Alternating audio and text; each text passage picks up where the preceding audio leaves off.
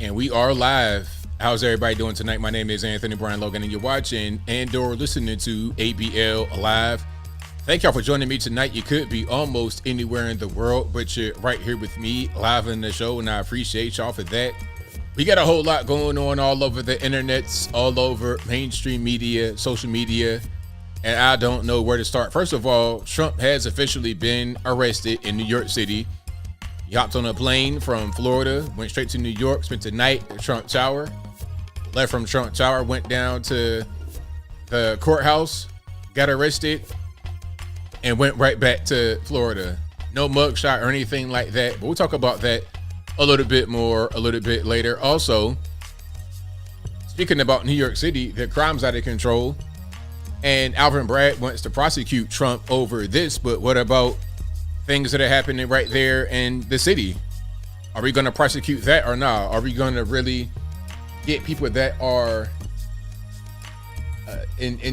are we going to get those that are actually committing the violent crimes or not? We'll talk about that a little bit more a little bit later. Also, this whole thing with Coca-Cola selling pure cocaine every single year to the tune of $3 billion US per year. Very interesting. We'll talk about that a little more a little later. Also, this whole college basketball scandal between LSU's Angel Reese and Iowa's Caitlin Clark. Very interesting. A lot of different takes on that. I'll get to that in a minute. Also, shout out to Matt Walsh for doing the Lord's work, for going out here exposing these LGBTQ elemental PXYZs. We'll talk about all those things and more on tonight's episode of ABL Live.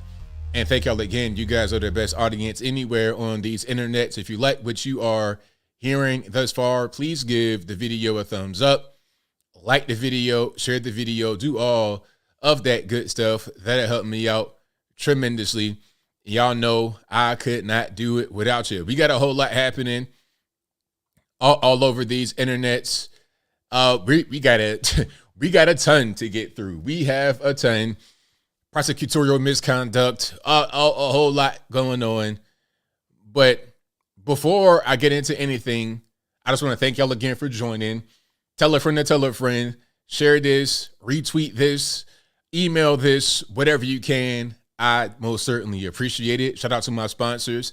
Y'all know about patriotpost.us. They are the best source of news and information anywhere on these internets. You can find them through the link in the description box, or just go to their website, patriotpost.us. Check out my column on there. Check out other columns on there. Check out the memes and the information and all that good stuff. patriotpost.us. Again, links in the description box. Also, y'all go to my website, anthonyblogan.com. That is ANTHONY, the letter B, LOGAN.com. You can find every article for each video that I produce, so you can never be in the dark like, hey, where is he getting information from? Where did he get that factoid? Where did he get this piece of whatever? It'll be right there on the website. If you ever want to see a full video without my commentary, a full uncensored video, as long as it's legal to be on the internet, it'll be right there on my website, anthonyblogan.com. Again, link will be in the description. Also, go to anthonyblogan.com/contact for all my social media pages, my Facebook, Instagram, Twitter, all that's right there on the contact page.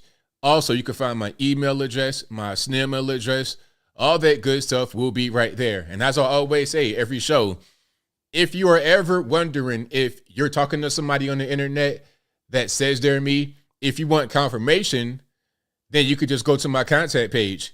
If you are contacting them through a different means than what's on the contact page, that's not me.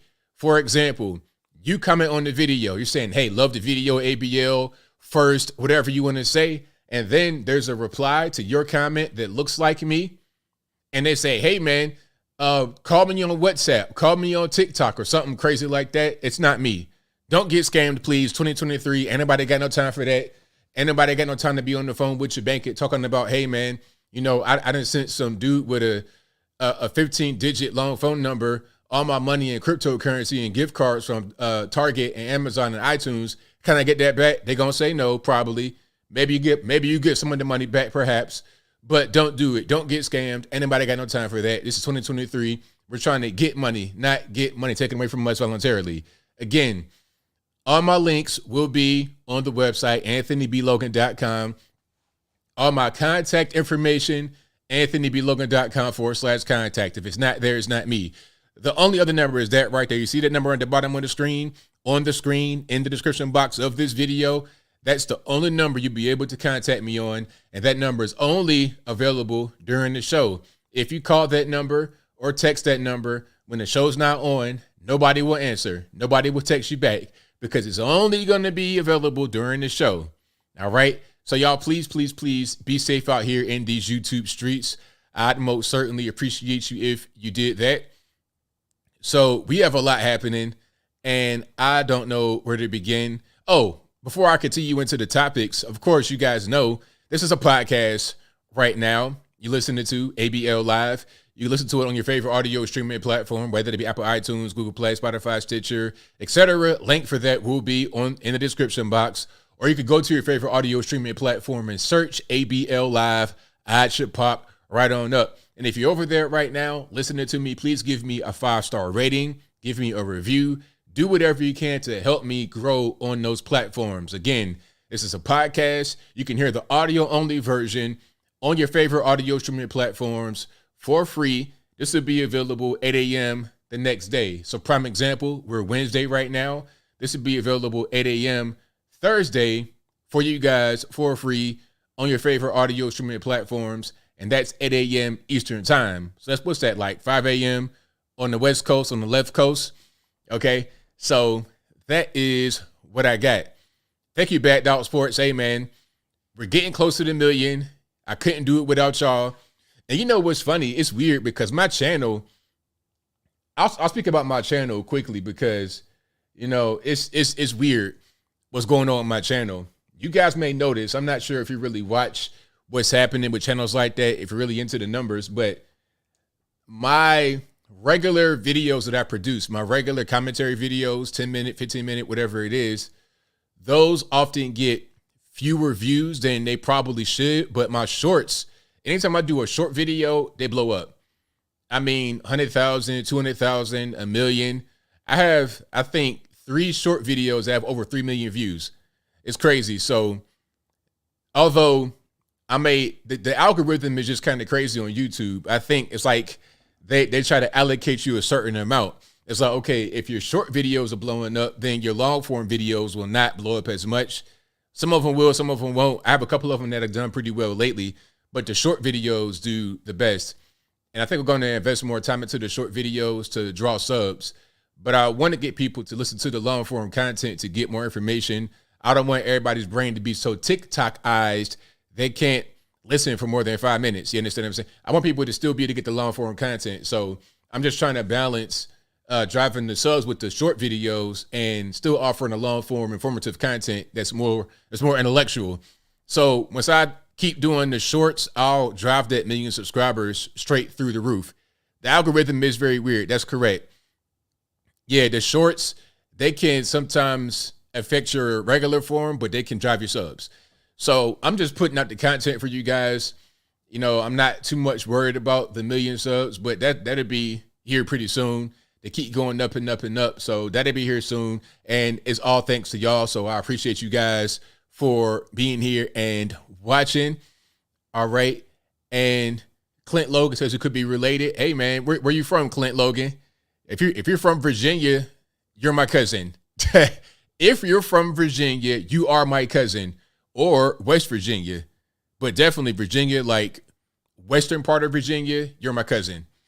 So I'll claim you right now. I don't care if you're black, white, Puerto Rican, candy stripe. It don't matter what you are. You could be a whole space alien. I'm going to claim you right now. How about that? All right. So Mr. Papa says, ABL, did you guess a hello and shout out from Sweden? Hey, man, shout out to you from Sweden. All right. What part of Sweden are you in? You know, Stockholm, Malmö, like where you at, boss? If you over there right now. Somebody says I look tired. Nah, I'm not tired. My eyes are I just have small eyes. I'm not tired at all. I'm wide awake, actually. I had a nap. I didn't have a nap. I had like a quick eye rest for like 15 minutes earlier. So I'm wide awake. I'm not going to bed no time soon. I feel great right now. I can talk for about 1,000 hours. What's going on, Tanisha from Hampton? You say, hey, cuz, you know what? You could be my cousin. I have Nelsons in my family too. Kind of. That's kind of a complicated story right there, so I digress. But shout out to Hampton, Virginia. All right. Yeah, I don't smoke no weed at all. I do not smoke weed. Last time I smoked weed was like when I was a little boy. Not a little boy, but a teenager. I don't do no drugs. That's just not what I'm on. This is what I be drinking. I got some hint water, as y'all always know. No ad, just saying what I have. And I have this new thing right here, this lemon water. I got it from Costco. I just happened to see it in the aisle. So I'm like, hey, let me go ahead and pick that up. And it does pretty well. I don't like really sugary drinks. I don't like weed. I don't like drinking and stuff like that. I'm a really holistic type person. Yeah, I'm turned up right now. I am turned up. But I have, shout out to Michael Critchlow, my brother from Newport News. Shout out to Bad News. All right. Hold on. Clint Logan says, you're my cuz. My family was in VA before I was born. Oh, there you go. There you go. Now, here's a question. I'm asking you this, Clint. I'm not going to tell you what part we're from because, I mean, you might have heard before, if you've been watching me for a while, you might know what part I grew up in, but that's not what part the Logans are from. So what part of Virginia is your family from? That'd be the question I ask you right there. And then if you answer appropriately, I'll be like, yeah, okay, you are my cousin for real. I'm going to claim you anyway, even if you don't say the exact right place. Tom Ray, Hampton, Virginia, white guy. Shout out to you. Hey, you my cousin too because you're from Hampton. That's all in the same area. Okay, you're in the 7 cities area. All right. Retro AI says Maynard cousins in Virginia. Shout out from Canada. Shout out to you from Canada. Long way away from VA. I'm reading some of the comments right now. Then I'm making it to the topics. You guys are an amazing group as always. All right. Hey, Top Shot Shakur said nothing wrong with smoking weed. Continue with the show. Hey, I'm not. Hey, whatever you want to do for yourself, it's all good. I'm just not. It's not for me. Some guys they swear by weed, but me personally, it don't do nothing but just kind of slow me down. I'm a naturally quick, like real quick person. Like sometimes I'm even kind of nervous because I used to be so full of energy. That's just me naturally.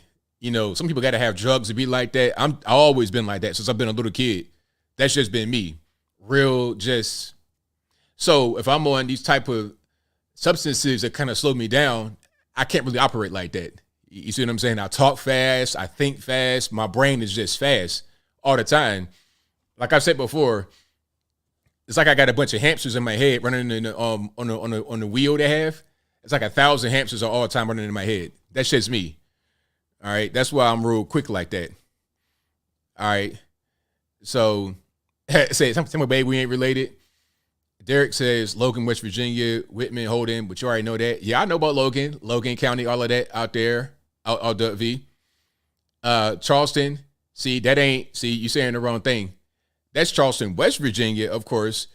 You know, my other side of the family's from there, but not the Logans. We got some Logans that lived in Charleston, but that's not where that side of the family's from. And ain't no Charleston, Virginia, as far as I know. Charleston, West Virginia. That's where I was born, but that's not where the Logans are from. All right. Let me see. Yeah, exactly. Madonna says ABL looks the same as always, no drugs. Yeah, I just have low eyes. Like I remember I was somewhere. I was in DC at a Blexit event, and then a fan came up to me, want to take a picture. And he's doing all this jazz right here with the selfie. He was like, hey, man, open your eyes. I'm like, my eyes are open. My eyes are open, man. It's just how I'll be looking. Do I own an entire country? Yeah, man. I have an entire country, man. It's called West Virginia. West Virginia stand. That's where I own. Yeah, I own 100% stake in that. I own all the coal mines. I own all the bridges and tunnels and mountains, all of that, man. We got diamonds and everything coming out. It'll be at a store near you very soon. So look out for that, for sure. All right. Let me see. We could be related though, Clint. I ain't gonna, but in all actuality, but seriously, if you're black and your last name is Logan, you could be my cousin. Like being dead serious. Let me see. The Georgia Conservative says, ABL, do you think Georgia could flip red for either Trump or DeSantis in 2024? Personally, I feel like Georgia is completely lost for Trump while DeSantis could pull through. That's a good question. I think that it's a toss-up. It's definitely a toss-up at this point. It depends because the way Georgia is set up, Atlanta is just such an anomaly. Pardon me, people there, you got a lot of swing voters in Atlanta. Georgia itself, if you take Atlanta out of the equation, which is kind of hard to do, but if you take Atlanta out, Georgia's solid red. Some parts of Atlanta are red, but then some parts are not. So it's going to come down to the swing voters. And I think the swing voters, that's kind of what swayed the election against Trump in 2020. That's probably what happened. And we can see some evidence of that when you're talking about Brian Kemp, because Brian Kemp stumped Stacey Abrams more the second time than he did the first time. So it's like, okay, why did that happen? You know what I mean? Like later he stomped her more than the first time. So it's really about the swing voters. That'll make the most difference. If you have somebody in there that they think is more kind of a conservative, but not as extreme, not as moderate, then you'd be able to get the swing voters. The solid red voters are vote for a Trump or DeSantis, but the swing people are going to have to be convinced to vote for one or the other. That's kind of how that goes. All right. So let me see. I'm reading some of the comments here. And all right, yeah, please don't spam in the chat. We don't got no time for that. Matter of fact, how about this? Let's just do that right quick. All right. So we have some topics tonight, of course. I'm not going to get too deep into the comments right now. Where are we going to start here? Where can we start? Can we start with Coca-Cola selling cocaine? Did y'all know that? Did y'all know that they sell cocaine? It's not just a matter of Coca-Cola having cocaine in it in yesteryear. 100 years ago when they first came out, or in the 1800s, whenever that was, the late 1800s, whenever it was invented. And matter of fact, hold on. I got to play the whole video because there's quite a few facts here. I knew that Coca-Cola used to have cocaine in it, but I didn't know that they still dabble in the business. I didn't know they still sell Coke because that's what they do. So long story short, Coca-Cola, through another company, have the ability to import coca leaves. And they, quote unquote, de-cocaineize the coca leaves. And they put that in the actual drink that you drink if you drink Coca-Cola. Now, there's a quote unquote byproduct produced from this process, and that's pure cocaine. $3 billion worth of it every single year. And they sell that to Big Pharma, okay, to an opioid manufacturer. And they put that in the drug used by dental hygienists for your numbing your gums and things of that nature. Now, that's pretty interesting. Can you sell cocaine? Like, can you, regular everyman, regular Joe, regular Bob, Susan, Jane, whatever, can you import coca leaves and say, hey, you know what? I'm just going to import these coca leaves because I want to create some kind of, I want to create a drug that I could sell to Big Pharma. Is that how that goes? Not at all. If you do something like that, then you're going to the penitentiary. You are going to the Hoots Goo immediately.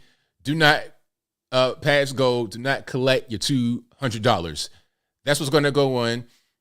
Let's play the full little clip here, and then we're going to get into a little bit more reaction. Okay, let's not have the sound be too loud. Let's go ahead and roll it. Coca-Cola's wild side hustle has been exposed. Turns out the major soft drink company produces as much as $3 billion in pure cocaine every year. It sells it to one of the world's largest opioid manufacturers in a secretive deal with the US government that has recently been renewed. The flavor behind the iconic Coca-Cola drink relies on coca leaves, the processing of which results in pure cocaine. Importing coca leaves was banned in America in 1921, although Stepan Company has an exclusive license to import it into the US on behalf of the Mammoth Soft Drink Company. So, importing coca leaves was banned in 1921, over 100 years ago.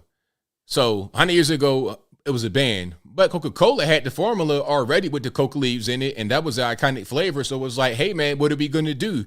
We're kind of grandfathered into it. We got to be able to import the coca leaves because of the flavor, right? We got to get the flavor from these leaves. We can't get the flavor from anything else.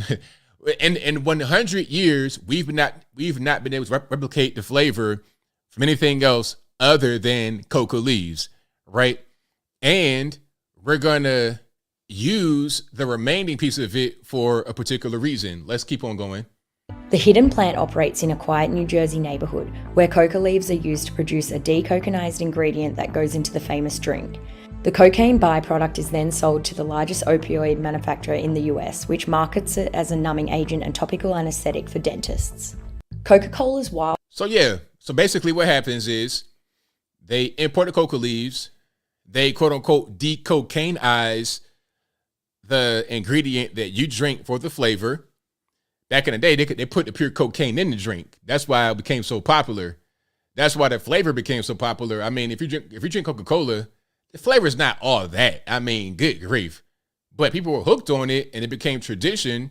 So rather than having the cocaine in it, they give you the cocaine sensation, the cocaine taste a little bit, but without the actual Coke. No Hunter Biden, no Bobby Brown, none of that, just straight flavor. However, there's a quote unquote byproduct produced from this quote unquote decocainizing process, and that byproduct is pure cocaine. Now, here's a question. When you think about byproduct and product manufacturing, you're not thinking about a thing that is pure, right? You're thinking about trash, you're thinking about waste for the most part. I mean, it could be pure to a certain extent, but can it be that pure to where you can sell it to Big Pharma? I think they intentionally preserve the cocaine and keep it 100% pure to be able to sell it for $3 billion a year. Now, I know we live in the world of passing all these bills, 100 trillion, quadrillion, billion dollars. We're $31 trillion in debt. I get that part. But $3 billion is a lot of actual money. Every year, every 12 months, $3 billion. It's quite a bit of money. That's quite a bit of money. So rather than just throwing that away, let's go ahead and sell it. Sell it to Big Pharma, and then the government, of course, will get their cut of the money. If you have $3 billion in cocaine and you sell that, they're taking their cut right away. They're taking about a cool billion, maybe a little bit, 500 million, whatever it is. They're taking that off the top. So the government benefits, Coca-Cola benefits from the revenue and the flavor, quote unquote flavor. And you got Big Pharma having Coca-Cola produce part of the ingredient for them. So they probably get it for the cheap, for the low, from an American company. It's a win-win. They're able to get coca leaves from the cartels, basically, in Colombia, import that, process it, make cocaine, and sell it. Now, if you do that as a regular normie, I don't matter. You can say, hey man, you know what? I was doing this because I want to be a competitor to Coca-Cola. I want to compete with them and sell my byproduct to this Big Pharma company. Matter of fact, I want to start my own Big Pharma company. Sir, excuse me. Like, you got to have certain privileges here. You can't just do whatever you want. You got to have certain privileges, and you got to talk to the right people, know the right people, be grandfathered, have all kind of little back channel connections and deals and bloodlines. You can't do that. Sorry, sir. You are going to the penitentiary. Like I said, do not pass go. Do not collect $200. You need to go straight to the joint. It's as simple as that. Ain't nothing else to it, right? Now, here's something else I think, or something else I know. If you have a fully automatic weapon, normally that's going to be a federal offense. Normally you're going straight to the hoosgoo for that. Okay, if the FTF comes in your crib and you got a 10-inch carbine with a stock on it, and somehow it's fully automatic, oh yeah, you're going to the joint. However, if you just call the federales before and say, hey, I have a 10-inch carbine with a stock on it and fully automatic, okay, cool. Pay us for this tax stamp and it's yours. Go ahead. So it's funny how money can make a thing go from a federal offense, going to the penitentiary, gone forever, to being perfectly fine. I watch YouTube, and when I watch YouTube, I don't really watch political channels because I don't want a lot of guys' opinions to get into my mind when I'm talking. I want to be able to talk freely, and I want it to be pure, straight from my mind and straight from my heart. A lot of guys on YouTube are very good at what they do, and you know, when I hear certain things, I'm like, man, I'm gonna use that, but I can't. You know, I want to have an original thought when I'm speaking to you live. Because when I record videos or I go live, I don't write anything, obviously. I could sit here and talk for hours and not stop at all. That's just how I operate. But again, I got to have a pure mind to be able to think clearly with my own thoughts. Anyway, I digress. The point is, when I watch YouTube, I watch a lot of other stuff. I watch comedy. I watch some gun channels. Iraq Veteran, 8888, Coleon Noir, guys like that. And I watch a lot of these kind of guys. And on a lot of these channels, I see fully automatic weapons. I'm like, hey, where'd you get that? How'd you do that? How did you have a fully automatic weapon? I thought those were illegal. No. Just buy a tax stamp and you're fine. You're totally fine. Now, when you start to go to the penitentiary route, remember that video I showed you with that young boy checking the cop with his shoulder? He had a fully automatic weapon. He's going to the penitentiary because, of course, number one, he's underage, 17 years old. Number two, stolen gun. Number three, that switch, ain't no tax stamp or nothing for that. Of course not, because everything was stolen. He's underage. So he has a lot of violations right there. But if you are above age, call the federal government, pay your tax stamp, and it's all good. You're good money. Don't even worry about it. Don't worry about no prison or nothing. It's the same thing with this. Hey, Coca-Cola, you can sell Coke all you want to. $3 billion, yeah, that's fine. Just give us our cut of the actual money and then sell it to Big Pharma right here in the USA. It's a sweetheart deal with the DEA because they know about it. It's all good. But if you go before the DEA, regular dope boy, regular Breaking Bad type person, The Wire, whatever, nah, you going up the road. It's simple as that. So yeah, shout out to everybody that understands that fact. And you could do quite a few things, actually, if you got money. I mean, even with Trump. Now, I think what they did with Trump, which I'll get to a little bit later, I think what they did with Trump was more self-serving as far as not doing the mugshot. But I was watching or reading, like how I always do, some of these Instagram channels. And then a celebrity was like, hey, how did he do that? How did he get arrested in New York City and not have a mugshot taken? Can I do the same thing? No, you can't. Because you're talking about a former president, you got certain privileges that the common man does not have. Now, here's the problem with that. When they start to monetize your privileges, that's when it becomes a problem. When you got to pay to have a gun at all, because, you know, one thing they talk about with gun control is making the guns much more expensive or not using a credit card to buy it, because they say, well, we'll make it more prohibitive because people are getting these guns on their credit card. They don't have the cash, all this and that. So their mindset, or what they want to tell you at least, is if we prevent guns from being purchased with a credit card, it'll create a barrier to entry for a nefarious person, for a school shooter or something like that. But it also creates a barrier to entry to a regular everyday guy, a regular everyday girl trying to protect themselves, trying to protect their family. Okay. I'm just a normie working my job every day, 9 to 5. I get off work late. I live in an open carry state. It's dangerous where I work. I need my gun to protect myself, and I can't get it because you didn't make ammo so expensive. You didn't make the guns so expensive, and I can't buy it with a credit card. I can't make payments on it. And then when I go to buy it, it's a background check. It's a 10-day thing. Meanwhile, I got a whole stalker on my back right now. You see, that can be good in the minds of an average normie, an average mouth breather thinking, hey, you know what? This will prevent a school shooter from being able to get the guns and do whatever they want to do right away. It'll create a barrier, but it also prevents your regular guy from being able to stop a stalker, from being able to stop a robber, a burglar, a kidnapper, something like that. You see what I'm saying? So it's a double-edged sword. These normies get so scared by the media and politicians, they don't think about that. All they think about is, well, hey, listen, I'm scared about these school shootings. That's all that really matters. And the school shootings are bad. Don't get it twisted. The school shootings are bad, but really, how bad are they? When you look at the whole scheme of things, I mean, go to Chicago in one weekend, New York City one weekend, LA, gangland in one weekend, and so many kids get shot. So many adults get shot and killed. So many kids get shot and killed. I saw one story, and it wasn't a school shooting. It was just some hood stuff, some regular everyday street stuff. A bunch of kids. It was like, I think it might have been 2 or 3 kids that got killed, and they had a double casket, like a casket with 2 kids. It was bad. It was real bad. Stuff like that happens all the time, but it's not really a big deal because the school shooting is like you invaded this space where you should not have any kind of violence. But when we're talking about people's homes, I mean, is that a place where violence is like, if somebody's on their mom's bed doing homework and they get shot through the wall, should that be where they get shot and killed at?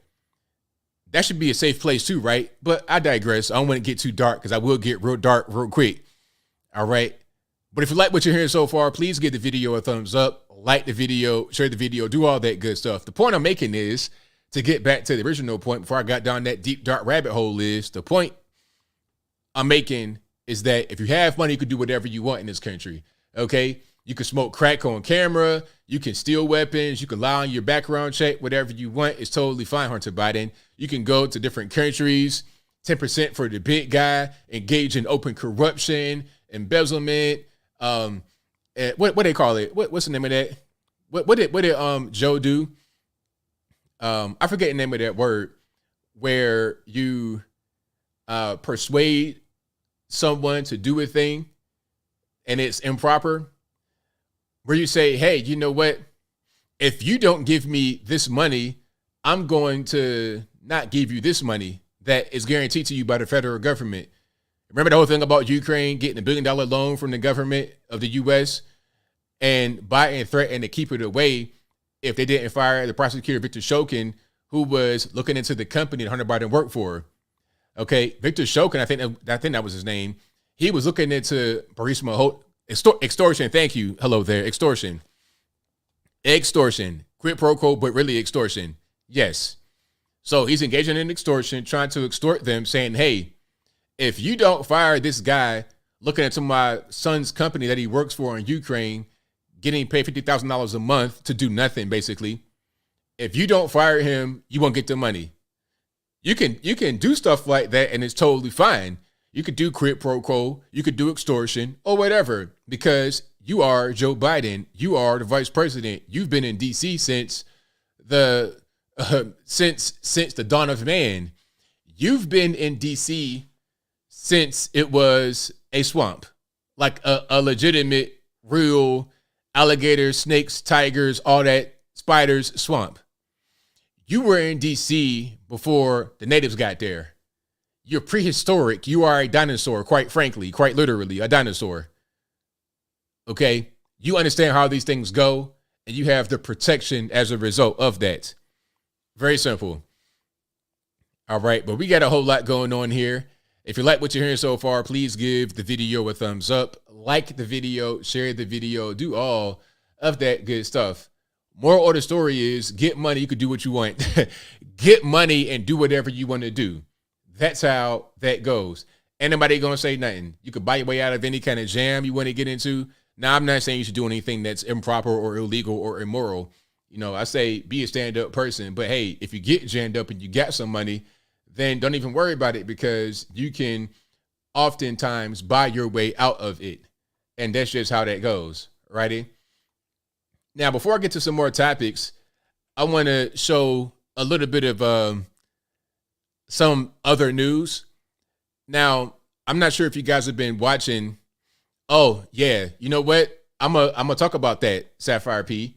and I may do a video about that. Actually, that's a good that's a good topic to get into. I'm gonna get into that right now. So the founder of Cash App got killed today in San Francisco. Matter of fact, he was stabbed to death. Really, really random. Stabbed to death right in New York City. I don't understand exactly why that happened, but here's a news clip right quick. Let's play this on the screen. All right, let's check it out. Tonight, friends and family are confirming what many fear. The 43-year-old man San Francisco police found stabbed here on Main Street early Tuesday morning is well-known tech executive Bob Lee. The father of two was chief product officer at cryptocurrency startup MobileCoin. Before that, he worked with former Twitter CEO Jack Dorsey at Square. Dorsey today called his death heartbreaking. Lee would later create the mobile payment service Cash App. Bob's someone that I just talked to a couple days before and was planning on meeting him tomorrow in Miami. So it was really, really hit close to home, especially he got stabbed in front of my old apartment complex. So Jake Shields is Lee's friend. I'm a professional fighter and I lived right there and I started feeling unsafe. Current Twitter CEO Elon Musk responded to news of the killing by taking a swipe at the city. Violent crime in SF, he said, is horrific. San Francisco's district attorney also called the crime horrific. Now, Lee had just moved his family from San Francisco to Miami to be with his father. Friends say he was back in town visiting when he was attacked. Well, he had that right move to leave the city and go to Florida, but he shouldn't have been back. Now, my question is, what actually happened? Why was he attacked? Was it somebody he knew? Random act of violence? Like, what's going on? You got tech executives getting killed. See, now, you know what? You know what's going to happen? Now, you guys, we might be on the same page with each other. You guys might be thinking the same thing I'm thinking. The violence in the streets of San Fran has been able to just kind of happen, and it's not really been a big deal. Now, I thought that the whole Paul Pelosi thing would have sparked a fire up under them to get something done, to do something about it. You know, and that was fishy, but anyway. Obviously, nothing really happened. So now they got guys that are tech executives getting killed in the city, stabbed to death. Maybe now they will do something about it. Just maybe. Just maybe to do something about it. Now, people dirty saying Miami, what's suspicious about Miami? Some drug stuff going on? Is that what you think? Why would he be into drugs if he was a tech executive? I can understand unless you got a drug habit or something like that. But my question would be, my question is, why did this happen? And will they now act in San Francisco to do something about it? Because let's just say you have, I don't know, Elon Musk or somebody getting attacked in the middle of the street in San Francisco, or Bill Gates or some like really high profile person that you can't miss. Celebrities and whatnot, movie stars, basketball players, singers, Beyonce, Taylor Swift. What if one of them gets attacked in San Fran in the middle of the daytime, stabbed, shot, whatever it is? What happens? Bodyguards or not?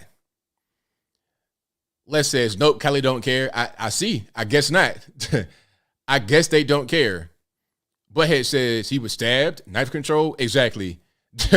Exactly. Why was he out alone at 2:30 a.m.? Good question. Where was he going?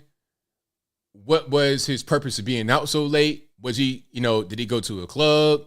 Was he into the LGBT scene? Was it a targeted hit? There is a lot of different questions about that. Why didn't they mention the perpetrator? Hey, who knows? Could have been a race thing. Maybe they don't know. I don't really know. So we're going to see. So he died. How old was he anyway? I think he was a pretty young guy, probably like right around my age, I want to say. Let me see. Hold on. Let me try to get some information here. And if you like what you're hearing somewhere, I know what to do. Please get the video a thumbs up. And so 2:35 a.m. 43 years old. Yeah, not too much older than me. I'll be 39 this year, so about 4 to 5 years older than me. Yeah, 43 years old. Yep, and it said this is in the 300 block of Main Street on the city's Rankin Hill neighborhood. So if you guys know about San Fran, you might know where that is. I don't know about San Fran at all, so I don't know too much about it. It says he moved to Miami late last year, but was in town for the Mobile Coin Leadership Summit last week and was staying a few nights extra to see friends. So he's just hanging out, probably with friends, and unfortunately, he was killed. Crazy, crazy. So yeah, man, if they're killing tech executives in San Francisco, the people that have the money, because a lot of times with crime, what happens is, as long as it stays over there, people in the city don't really care about it. It's like Chicago. Chicago, from what I know, the crime is over there, typically. Now, I was watching John O'Cardwell, and RIP to his brother. He was speaking about Chicago, they elected a new mayor, and they pretty much put in the same person that they had before. You know, they got rid of Lori Lightfoot. That was a good start. But then I'm thinking, okay, let's not celebrate too early because you could put in another person that's the same as her. And they did.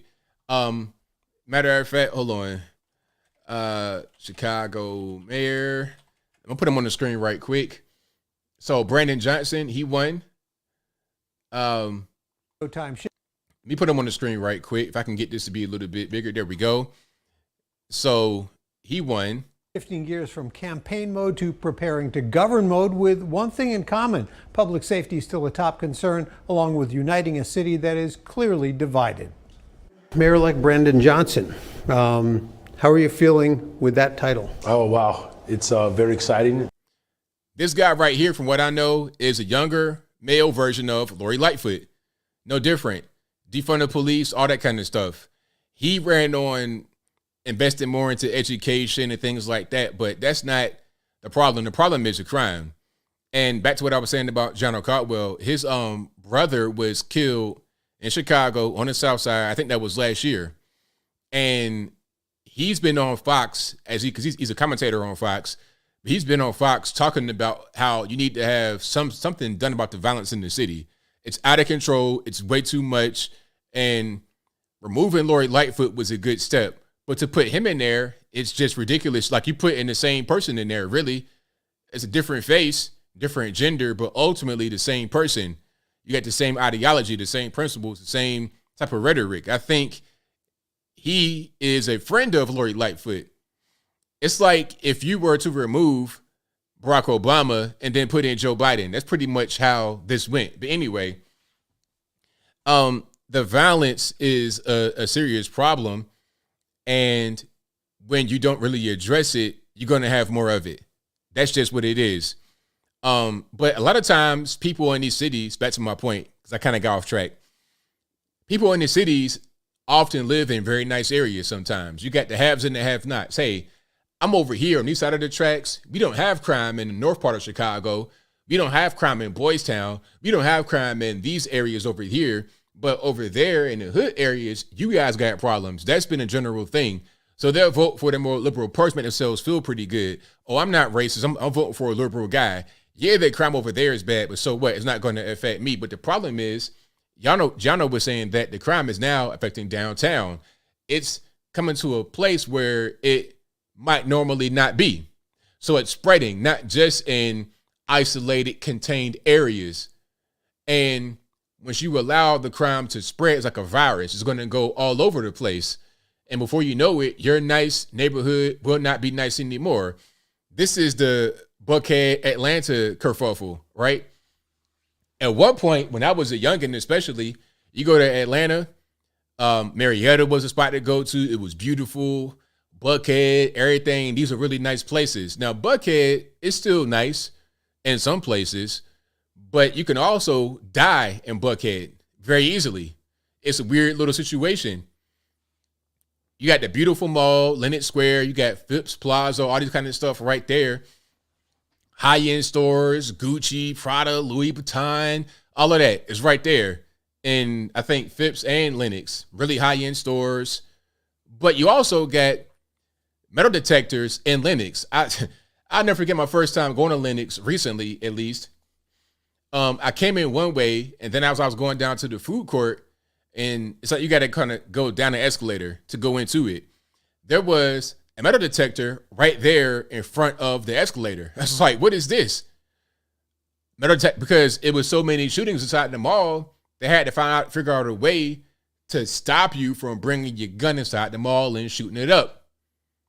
High-end stores. Okay, imagine you're going to Lenox, you're right in front of this beautiful store, all the shoes and everything else right in there. You're right in front of that, and then bam, bam, bam, bam, shots ring out. Everybody's running, ducking, hiding. That is coming for Chicago if they don't stop the bleeding right now, if they don't stop the spread right now. That's how it goes. And then at that point, then they're going to get radical. Then they're going to be like, oh, we got to get tough on crime. Yeah, because now it's affecting you. But when it was affecting the other people that you're not going to be around every day, that you don't talk to every day, is not really your problem. So that's just what that is. But if you like what you're hearing so far, please give the video a thumbs up, like the video, share the video, do all of that good stuff. That'll help me out tremendously. Alrighty, and let me see. Somebody says the mall seems sketchy. Yeah, I don't go to Lenox. When I go to Atlanta, I don't go to Lenox. Maybe I'll go to Phipps, but really, quite frankly, I don't even really go to Buckhead. I mean, it's some places in Buckhead I'll go to, but really, I'm over there. I like Dunwoody and up. Let me go up for 100 up that way. I'm not really trying to be in the city center. Some places is okay. Like if you go in the daytime and you go to certain spots in Buckhead, it's fine. It's totally fine. It's nice. But Lenox, it's a gamble. You might have a great time, be there with your family, your wife and your kids, and everything will be okay. But hey, man, it could be some of these young hoodlums from West Side, East Side in there, you know, and things get rowdy, and all of a sudden you ducking, running, hiding for your life, man. It's like that down there. But I don't want to go down that road, so I digress. If you like what you're hearing so far, please give the video a thumbs up, like the video, share the video, do all of that good stuff. Yeah, Alpharetta, like Johns Creek, Alpharetta, like all the way up to the lake, to Lake Lanier, like all the way up there.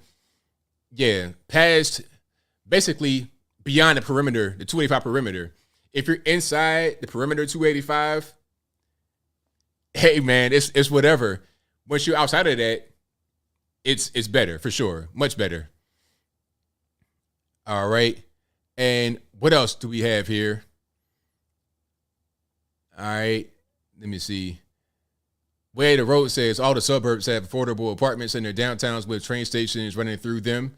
Is that for Chicago or where is that? Or just in general? All right. Yeah, that's something else, Gary Davis. Buckhead is trying to become its own city because the problem with Buckhead is that Atlanta Police Department is spread too thin.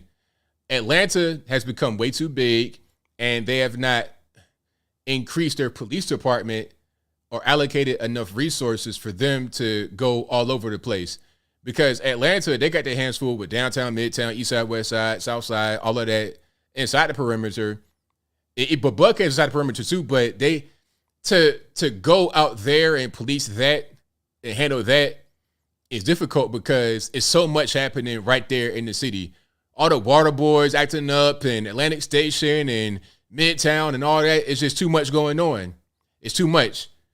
So it's like, look, how about we become our own city and take our tax revenue, by the way, because the majority of the tax revenue of Atlanta comes from Buckhead. Let's take our tax revenue, create our own police force, our own everything, our own city council, and let's fight the crime and run our city properly. That will probably be what happens next. Anyway, I digress. So what else we got going on? We got quite a few things. Let me see. Where am I going to go next here? Coca-Cola. Oh, Angel Reese. Let's talk about Angel Reese. Now, Angel Reese and what's her name? Caitlin Clark. So you guys may have seen this. It's been kind of controversial. it's been quite a bit of reaction to this. You know, people were so offended. First of all, we're talking about sports. Trash talking is part of sports. And you know what's the best way to avoid trash talking is to not trash talk yourself. Here's something I'm going to say, and I think you guys that have played sports or watched sports should agree. But maybe I'm wrong, because I know sometimes we don't always agree. If you trash talk anybody at all at any time, it doesn't matter if you trash talk a specific person who then trash talks you, if you trash talk somebody else. If you're known for being a trash talker, if you're known for doing certain things, showing the other team up, if you're known for doing stuff like that, you have got to expect to get the same thing done to you at a certain point. And whenever it happens, it don't matter if it could be during the game, before the game, after the game, when you're down 20 points, about to lose, it doesn't matter. If you trash talk, you have to expect to get trash talked in return. That's just how it goes. This is why a lot of people avoid trash talking, because they don't want to fire the other team up. They don't want to fire the other team up. And you got to be confident in yourself now, because if you trash talk and you lose, now you're going to get clowned for trash talking. That's what is going to happen. So let's go ahead and play. Let's go ahead and play some of the clips here.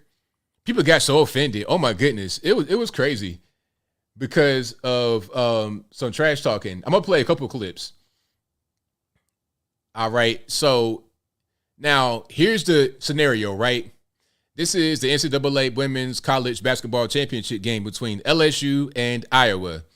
Okay, LSU purple jerseys, Iowa white jerseys. Now, at the end of the game, when LSU is pretty much won, the clock is ticking down to the 0 second, about to win the game, getting the trophy, everything else. You have the young lady right here. I'm going to turn the sound off because I don't want to get copyrighted by ESPN. But young lady right here, you see her? That is Angel Reese. She is following Caitlin Clark and taunting her at the same time, okay? So you see what she's doing with her face, and then she's pointing to a ring finger. Now, this move right here, that is the "you can't see me" popularized by WWE star John Cena, but he got that move from the rapper Tony Yayo in a 50 Cent video back in like 2004, 2005. This move right here, "you can't see me." That's the whole thing. Now, people saw this clip. All they saw was this clip. They didn't know anything. They didn't know the score, the time of the game, anything. All they saw was that clip and got incensed. Dave Portnoy from Barstool, she's a classless piece of SHI, double hockey, a classless piece of SHI, you know the rest, right? And then Michelle Tafoya, all these people, all these sports people, everybody like calling her all types of trash names, everything else because of this ending segment right here. Now, people are going to say, show the full video, ABL, show the real video. I'm showing it right now. People want to see the other angle of her doing this. What she was doing was following her around, doing stuff like this, trying to get her attention. And then you see right here, she turned around so she can see her, make eye contact with her, doing that right there. Pointing to the ring finger like, hey, I'm about to win the ring. I've won. Taunting, right? All they saw was this clip. It didn't know anything else, right? Double hockey. I was going to say H double hockey sticks for the other cuss word. Then I'd say, oh, that's not how you spell it. It's SHI. Y'all know the rest. Y'all know what I'm talking about. Let's not play no games. Don't do that because I don't want nobody to do that when I'm going to go through these videos, okay? Let's be on the same page and understand where I'm coming from, all right? Now, let's get to the next clip. People did not know why she was doing it. They didn't know why she did all this. Okay? They didn't know all this stuff right here. Oh, one more thing. Ron Matthews said she called her the H word. Oh, okay. She called her the H word. People just saw that clip and were upset. They were totally upset and they didn't know anything else. Again, they didn't know the time of the game, the score, history, who the girl was, classless piece of SHI, you know the rest. No hockey sticks. How about a T? I ain't want to spell it that way, but y'all made me do it because you're getting so specific. So here's a video that was produced before the championship game, because remember, this is a tournament, right?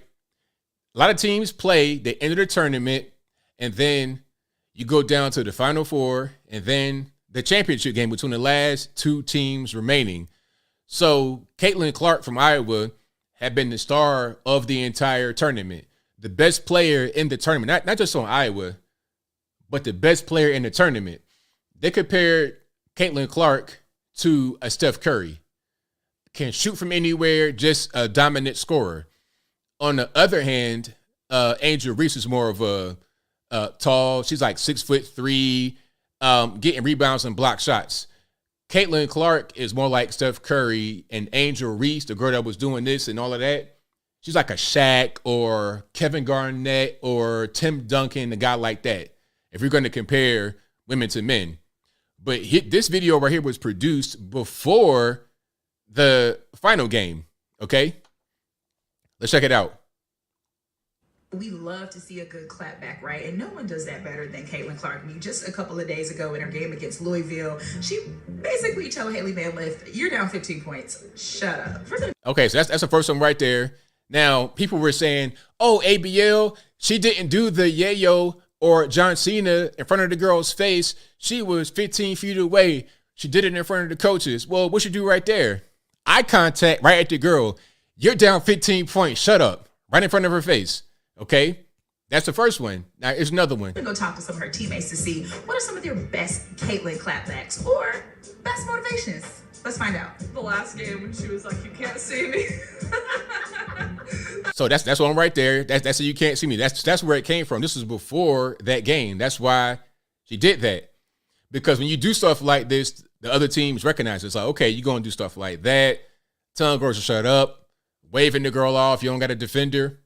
They remember that. So then when you lose, when you're on the opposite side of a wine stomping, they'll do it to you. That really got everyone fired up. When she gets an and one, she'll like go like this and come to the bench and she'll be like, let's go. That's pretty fun. She gets pretty fiery in our timeouts. You know, she might even clap back at us because she wants us to play with that same fire, you know, and sometimes we're pretty even keeled, some of us, but she's like, let's go, come on, dive on the floor, whatever it may be. She always will just come to me like after a timeout, before like a tough stretch, we think, and she'll just like give me a little bit of extra reassurance. So yeah, you know, she's known for trash talking. They did a whole segment about her on ESPN. So, okay, other teams see that. It's like, okay, bet. Now, she's a star of the tournament. You know, the best player. They pretty much said that they're going to win the whole thing. We don't have a chance. So when we win, we're going to give it back. So I don't see what the problem was. People got so offended. And then here comes the goalpost moving. Oh, well, you know, it was at the end of the game and it was unsportsmanlike. It's like, please, nobody knew all that. Nobody knew that. All they knew is that she did it and they reacted to it. And then when they find out more information, then they want to try to confirm themselves when they really were wrong. They want to confirm themselves with that new information, but really they were just wrong from the beginning. Ultimately, they're both trash talking. Caitlin Clark did an interview, an amazing interview, by the way. And they asked her, how do you feel about it? Should she have done it? She was like, look, she can do whatever she wants. We're trash talking. I trash talk. She trash talks. That's how it goes. And that's the way that it should be. That's the way that everybody should look at it. Real simple. And you know what? People are saying in the chat, why should I watch women's sports? I'm with you. Guess what? If not for this incident, I wouldn't have watched. How about we get more stuff like this, more competitiveness, more fire, more actual good games? Okay, I don't want to see no bunch of bull daggers running around missing layups. That ain't really what I want to see, but no energy, no fire, a bunch of mean mugs. I don't want to see that. Make it more exciting. You know, let them get out there and fight something. Make it be more exciting for me to be able to watch it. If not for this incident, if not for the drama and the controversy and the competitiveness and the good play, I would not care anything about it. Point blank, period. I would not care, because WNBA is unwatchable. So college sports, college ball from women, I mean, why would I watch that? Because of the drama right here, because they brought the game attention. They brought the game some excitement. So, hey, I'm with it. All the haters, I feel like, are just kind of ridiculous, and it's just that simple. Yeah, it's good for the sport. Now, some are going to say it's race. The race thing is there, and I'm seeing the race thing is there. That is part of it, because I'm seeing a lot of comments, and people were talking about race. She's ghetto, black, hood rat. It's like, why she gotta be all that? Why she gotta be all that? Why is Caitlin Clark not the same thing? You see what I'm saying? But that's not the majority of comments that I saw, because I was seeing people of all races condemn Angel Reese for the taunting, talking about it's too much, it's excessive, it's not sportsmanlike. That is the main comment I saw. But I did see some racially charged comments, absolutely, 100%. And I think some of the initial reaction was because of the racial element, because they didn't do it Caitlin Clark. And it's like, if you see Caitlin Clark, tell the girl to her face, you down by 15, shut up. One girl was at the 3-point line, get ready to hit a shot. And then Caitlin was like right in the paint, like very far away, like that far away. Waved her off. You suck. That kind of thing. She's known for doing that. She's known so much for doing it. They did a whole segment about her on ESPN, but there was no segment done about Angel Reese. You see what I'm saying? And then the kicker is when Jill Biden, your first lady, not my first lady, Jill Biden invited Iowa to the White House. Now, I did my research, my due diligence, and ever since the tradition of inviting winning professional amateur teams to the White House started in 1860 something, going back to the 1860s, post Civil War, going all the way back then when it first started, they have never invited the loser to the White House. It's only for the winner. Only for the winner. Never has it ever been done in history. So imagine you're trying to tell somebody, hey, man, it wasn't about race. People overreacted. It's unsportsmanlike. And then Joe Biden does something like that. Oh, by the way, let's invite Iowa too. I know they lost, but they played a good game. Huh? You don't invite the loser. See, now you're just fueling it. I don't know who told Joe Biden to do. I don't know who told her to do something like that, to say something like that. You got to read the room. Now, I think Joe went behind their back and cleaned it up. He invited UConn, the winning men's team, and LSU, the winning women's team, to the White House, and did not invite the losers. So he kind of cleaned it up a little bit. But Joe, I mean, what's up with these names? Jill, Joe, Crack, Jack. I don't know what's going on anyway. Joe cleaned it up by inviting the winners of their respective tournaments in the men's game and the women's game. But Jill invited the losers. So when somebody says it's racist, it's a racial thing because they were attacking her because of her race, and then she does that, it just adds on to it. It adds on to it. Where's your brain at? What are you thinking about? They don't really care. They don't really care. There's nobody there to say, hey, man, that might not be a good move. She'll just say things because she doesn't really care about the whole racial element, the whole black community, all of that. It's whatever. They'll vote for us regardless. Because when he said, hey, Charlamagne the God, vote for me or you ain't black. When he said that, and we still voted for him at 90-something%, they can say whatever they want and we'll still vote for them for the most part. Not all you guys. A lot of you guys are awake. You're not going to vote for them. Not only because of that comment, but because of the policy, of course. But a lot of us will still vote, so they don't really care. So, of course, people were saying, hey, that's a joke. This is ridiculous. It's racist. But what are you going to do about it? What are you really going to do? Jill doesn't really care. She'll just say things like that because there's no need to be compassionate or even care about the situation at all. You see what I'm saying? But if it was with another group that actually flexed their muscle a little bit, like the Jays or somebody, she wouldn't dare. Would not dare.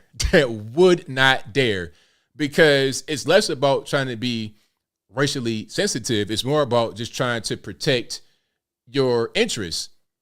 If this community can really put you in the White House or not, you're going to be interested in making sure that they're all good and everything's all right. But if they really don't matter, you don't care. That's how it goes. All right. Jill's Alice Cooper. Shout out to Jill Alice Cooper. Dr. Jill Alice Cooper. Yeah. Kevin Arnold says, Dr. Jill, put some respect on her name. She saves lives. I bet she does in her dreams, in her imagination. 81 million crackheads. I don't know. Anyway, I digress. Yeah. So the whole thing with Angel Reese is crazy. I say shout out to her. Hopefully she does well going forward. She'll still be in college. I want more of this kind of stuff from the women's game. You know, I always hear the women say, oh, we should get paid what the men get paid. It's like, man, anybody trying to watch that, man? I'd rather watch paint dry. I'd rather paint my house, have my back be sore, all of that, and then sit in the room and watch the paint dry rather than watch a WNBA game. What's the incentive? What's the reason for me to watch it? Some say they should put on like more revealing outfits. I don't know about y'all. I ain't trying to see these bulldaggers running around in those skimpy outfits. You know, put on a burqa or something. Cover all that up, man. I ain't trying to see the body hair and all that. I ain't trying to see it. But give me some more excitement. Be more skilled, be more vocal, be more boisterous, have some drama. Make it be a reality show. I don't know. Real Housewives of Basketball. Do something to spice the game up, because right now their product is extremely boring. I can't do nothing with it. And quite frankly, the men's game sometimes is bad because you got these new guys who want to shoot threes all day. It's like, well, what are we doing?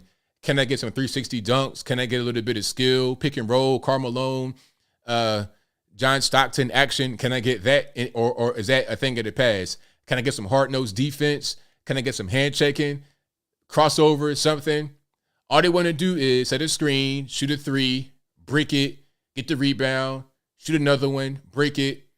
If it bricks real far, they got a quick outlet pass for a dunk if they don't miss it. But I'm getting triggered, so I digress. Light the ball on fire. That's a good suggestion right there. Do something, man, for real. Give me a whole circus out there. That might sell some tickets. I've never been to a WNBA game before. I've been to NBA game. I've been to the NFL game, I think. I've been to an arena football game. I've been to a hockey game.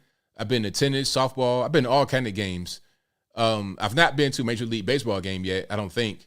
I've been to some minor league games, a few of those. I'm going to go to see the Braves play. And, you know, baseball is actually not that exciting to a certain extent. It's kind of long. Guys standing around for a long time. But it's better to watch baseball than it is to watch women's basketball for sure. Anyway, I'll move right along. If you like what you're hearing so far, please give the video a thumbs up. Like the video, share the video, do all of that good stuff. That'll help me out tremendously. Now, what else we got going on? Okay, so Trump got arrested. Now, here's my question about Trump being arrested. Maybe you guys can understand. Maybe you guys can answer. Maybe you guys can really give me some insight into the whole situation. All right, so Trump got arrested in New York City. And here is my question. What did he get arrested for? Let's go back. Matter of fact, hold on. Do I have a clip from your man, from your New York District Attorney, Alvin Bragg? Let's see if I can find it right quick, because this is pretty important. Now, there's 34 felony counts of, I'm not sure. Matter of fact, let's hear him say it. This sound is kind of janky, so please pardon me. RP headphone users in advance. Mr. Bragg, the indictment says that there were 34 false business records. And they would then conceal another crime, but the indictment does not specifically say. Okay, so there's 34 counts of, I guess, business-related crimes. 34 counts of that. Now, the indictment does not... Okay, hold on. Let me start over. 34 counts of business-related fraud. And the counts say that the crime was committed to conceal another crime, but the crime they say that he's trying to conceal is not listed anywhere in the indictment. And that crime is key because that crime that they're saying he's trying to conceal, that would elevate the 34 offenses to a felony. Without that mystery crime, it'd be a misdemeanor, which it wouldn't be able to be charged because there's a statute of limitations in New York City of 2 years or 5 years on misdemeanors. We're past that time. These charges go back to 2017. So I don't know about y'all, but 2023 minus 17 is not 5, nor is it 2. Okay, so what's that? 6. So we're beyond the statute of limitations. So what are we doing? What is a crime? That's very important. Let's hear the rest of this clip.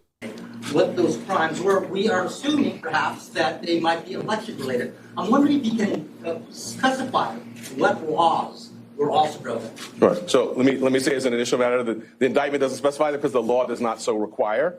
In my remarks, I mentioned a couple of laws which I will highlight again now. The first is New York State election law, which makes it a crime to conspire to promote a candidacy by unlawful means. I further indicated a number of unlawful means, including more additional false statements, including statements that were planned to be made to tax authorities. I also noted the federal election law cap on contribution limits. But why weren't there those crimes charged?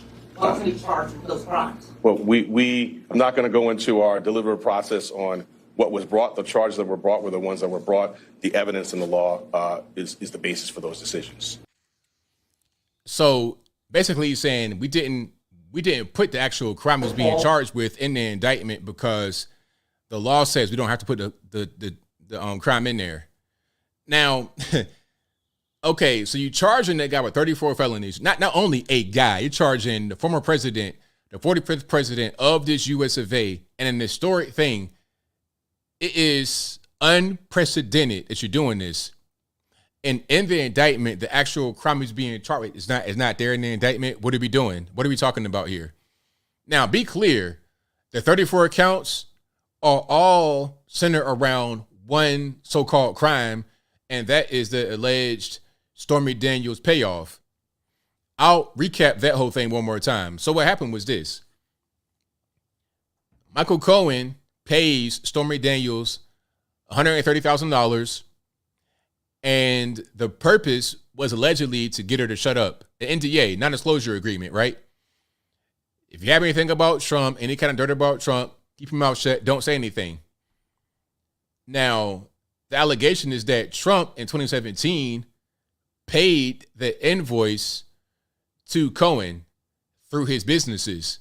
But they say the way that he paid it, it was improper. It was, some kind of accounting, quote unquote, error, or it was done intentionally to hide the money or whatever. It wasn't reported properly on his business taxes or something like that. I'm not sure what they're trying to say. But anyway, that's the whole thing. That's the 34 counts. They are taking the same offense and chopping that up 34 times, copy and paste. And they're saying that offense was done to conceal another crime, which would be a felony. But they're not saying what that crime is. You're speaking about other things that could be illegal, but those things are not in the indictment. So what are we talking about here? Dog and pony show for sure. Dog and pony show for 100% certain. So Trump went to New York City. He flew from Miami, Mar-a-Lago. He flew from there yesterday and went to Trump Tower, where he has a residence, obviously. Stayed there overnight, got up in the morning, and then went right there to the courthouse, got arraigned, and was in court for a little while, pled not guilty, got back on the plane and went back to Miami. That was it. Okay. Even CNN, MSNBC, they're all saying the case is weak, which of course it is. Do I have any video here? Hold on. Matter of fact, yeah. Here's your man, John Bolton. Okay. Here's your man, John Bolton, saying he does not want Trump to be the nominee in 2024, but the case is weak. This is on CNN, by the way. One, big picture, what do you think of the indictment? Well, speaking as someone who very strongly does not want Donald Trump to get the Republican presidential nomination, I'm extraordinarily distressed by this document. I think this is even weaker than I feared it would be. And I think it's easily subject to being dismissed or a quick acquittal for Trump. Just speaking, going back to the days when I represented Jim Buckley and Gene McCarthy and the constitutional challenge to the underlying federal statute here passed in 1974, I can say there is no basis in the statutory language to say that Trump's behavior forms either a contribution or an expenditure under federal law, the two key definitions at issue here. If it did, it would mean that every single expenditure a candidate made could be taken to have something to do with his campaign. Do I buy a $1 comb to comb my hair or a $10 comb to comb my hair?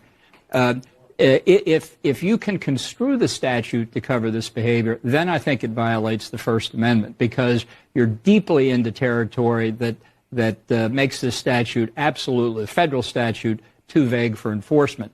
And as what I understood the district attorney to say, that he thinks there's a New York election law involved here, all I can say is the Federal Election Campaign Act absolutely preempts any state or local law to the contrary. How could it be otherwise? You've got one law governing corporate finance in a presidential election at the federal level. You're going to have 50 state laws interfering with it. So he's just wrong on the applicability of the New York statute. So there you have it. He's saying that there's nothing there. A lot of lawyer talk, basically, but basically, there's nothing there. It's thin at best, reaching, and you don't want to have a thin indictment. You don't want to be reaching when you're dealing with a former president. You don't want that in general, but dealing with a former president, come on, that's ridiculous. To arrest and indict a president, have him in court, getting mugshots and whatnot, no mugshot, but you understand what I'm saying, getting arrested, getting arraigned on some flimsy ticky-tack nonsense that won't stick, it's beyond the pale. This is ridiculous, banana republic type stuff. And like I said in my video, I think it's just a way for Trump's opponents to get him caught up in the court process. If you could tie a guy up in litigation, he's in court all the time. How can he run a campaign?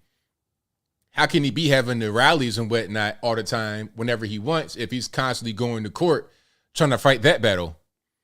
That becomes a hindrance to his ability to maneuver the way he wants. And also, it's resource draining. It's tiring. It's ridiculous. That kind of thing shouldn't be legal in this country. And I mean that in a serious way, not just, okay, we say it's illegal, but we can do it whenever we want to. Nah, like seriously, it shouldn't be legal. Prosecutorial misconduct, harassment by the courts, by the prosecution. It's just way too much. It's way too much. So, well, Trump did get arrested, didn't he? He turned himself in. If you turn yourself in and you go to court, you do get arrested. That don't mean that you weren't, if you get processed and whatnot, yeah. If you go to court and you say, I'm not guilty, you got arrested. But it wasn't the same thing as you on the streets and they put the cuffs on you and beat you all in the head. It's not quite that way, but you still did get arrested for sure. You just turn yourself in. So this whole thing is ridiculous. They're trying to just make him be busy with court. The same thing they have been doing for a long time. Normies don't know any better. They don't know what's going on, so they're not really going to retaliate. Not retaliate, that's the wrong word. They're not really going to be upset about this because people in the streets, if you ask them, hey, do you think Trump should have been arrested? They may, if they say yes, and you ask them why, they'll say, oh, because of January 6th. You can't just start riots like that. It's like they don't even know that he had already been acquitted and beat that case 2 years ago about the whole January 6th thing. They don't even know about that because normies don't think this way. Normies don't really watch the news. They don't really follow the news. They don't really vote like that. They might vote every 4 years, and the way they vote is based on some surface level type thing. Oh, Trump's racist. Don't even know anything about Trump. He's racist. All right, cool. I ain't voting for him. I'm voting for the other guy. Joe Biden, vote for me or you ain't black, but he's not racist. All right, boom, I got him. I vote for him. Trump, I love the black community. I love Muhammad Ali, Rosa Parks, Mike Tyson. They're my best friends. Nah, he's racist. I ain't voting for him. That's the normie mindset. And this is the reason why I say certain things I say, because I understand how many of us think guys and girls who are really into politics like that, but you really understand what's going on.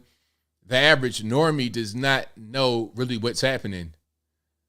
When I'm speaking right now, it'll go over their head. It'll be like, they don't really, because they're not really involved with it. So that's why here on this channel, I try to make things easier to digest for the regular person who's not really into this to understand it. See what John Bolton said, it made sense to me, but your average normie is not going to be able to really understand that because they don't speak like that on a normal basis and they don't read things like that every day. That's just kind of what happens. Normie mindset. That's right. UNIJ23. Exactly. Jeff K says, has Trump ever met ABL? Nah, he hasn't. I've been in the same room with him many times, but I've never actually just shook his hand and talked to him. That'd be great though, but I never met him. I've been right next to him, but I didn't actually get to speak to him. All right. My views on the live stream and also on my regular videos are low, Enrique, because my algorithm is kind of messed up because of my short videos. You see, my short videos get a lot of traction. I got short videos that get millions of views, and those videos are taking up a lot of my channel's algorithm. Is making it be messed up. So it's just weird like that. And I think a lot of people are starting to pay that more attention on this channel. It's weird. A lot of other channels, if they have a lot of people on their live stream, sometimes they don't have that many short videos out. I don't know. I think maybe they might fix it. Maybe they won't, but it is what it is. I'm not complaining. Antonio Mitchell says, average normie is redundant. Yeah, average normie is redundant. It's like saying average normal. You're right. You are correct. All right. No kickback here. But if you like what you're hearing so far, please give the video a thumbs up, like the video, share the video, do all of that good stuff. Now, speaking about mustache, I saw you guys in the chat talking about John Bolton's mustache. Y'all called him a Mario brother. Y'all called him all kind of stuff. What y'all say? The war mushroom or something? I'm not sure what y'all said about John Bolton. But speaking about mustaches, you guys know that the WWE, which was at one point in WWF, they were trying to find a buyer for a long time. At one point, talking about it, the Saudis are going to buy it for some billions of dollars. There were all kind of buyers rumored to purchase WWE, but they finally found somebody to buy them, and this person or the company is UFC.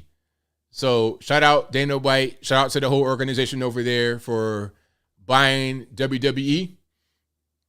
And the reason why I mentioned the mustache is because Vince McMahon was on television talking about the deal, and you're going to see his look in just one moment. On the creative side, Vince, do you plan to be as involved as you have in the past on the creative side? Yes and no. So that is Vince McMahon.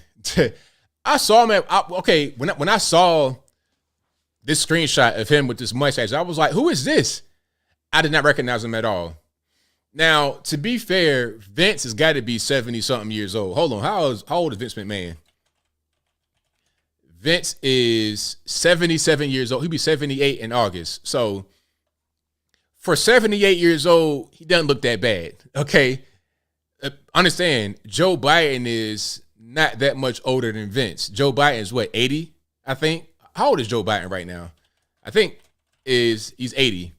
Yeah, Joe Biden's 80, he's 77, so they're not that far apart in age. But that mustache, that ain't it, man.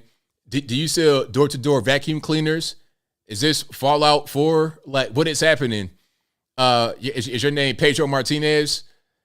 What is really going on? On a higher level. Yeah, Vicente. Level, yes. in the weeds, which I always love to get in the weeds in the past. No, can't do that. Yeah, that mustache is crazy, Vince. I mean, what in the world? Cut that off. I get it though. 77 years old, you're still trying to maintain your youth, but at a certain point, man, that ain't really it. That is not really it. That is him, TH. That is Vince McMahon. That same one from WWF, WWE. The same guy that used to get in the ring and wrestle and all this and that. Yeah. Yo, that mustache is crazy. Yeah, 70s star. You're right about that. The that kind of music going on in the background. You know, the mustache comes with its own music. It got its own soundtrack going on. That's crazy. So yeah, I saw that and I was like, wait a minute, who is that? I had to do some research, figure out who it was. That's Vince McMahon. So yeah. But anyway, they have sold to UFC for like, I don't know how many billion. Let me think. Let me look it up right quick, actually. I want to say 18 billion or some kind of, so 9.3. So the deal is worth 9.3.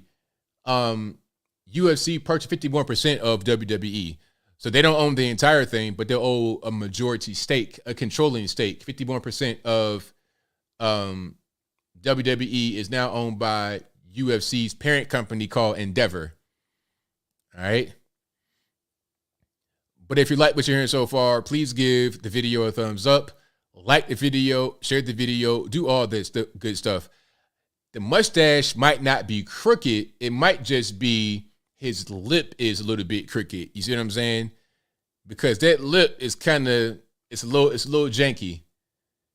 So the mustache might be just fine. But if you got the Elvis type, if you got that going on, then it's gonna kind of turn the mustache in a different kind of direction. You see what I'm saying? It's not going to be a straight street.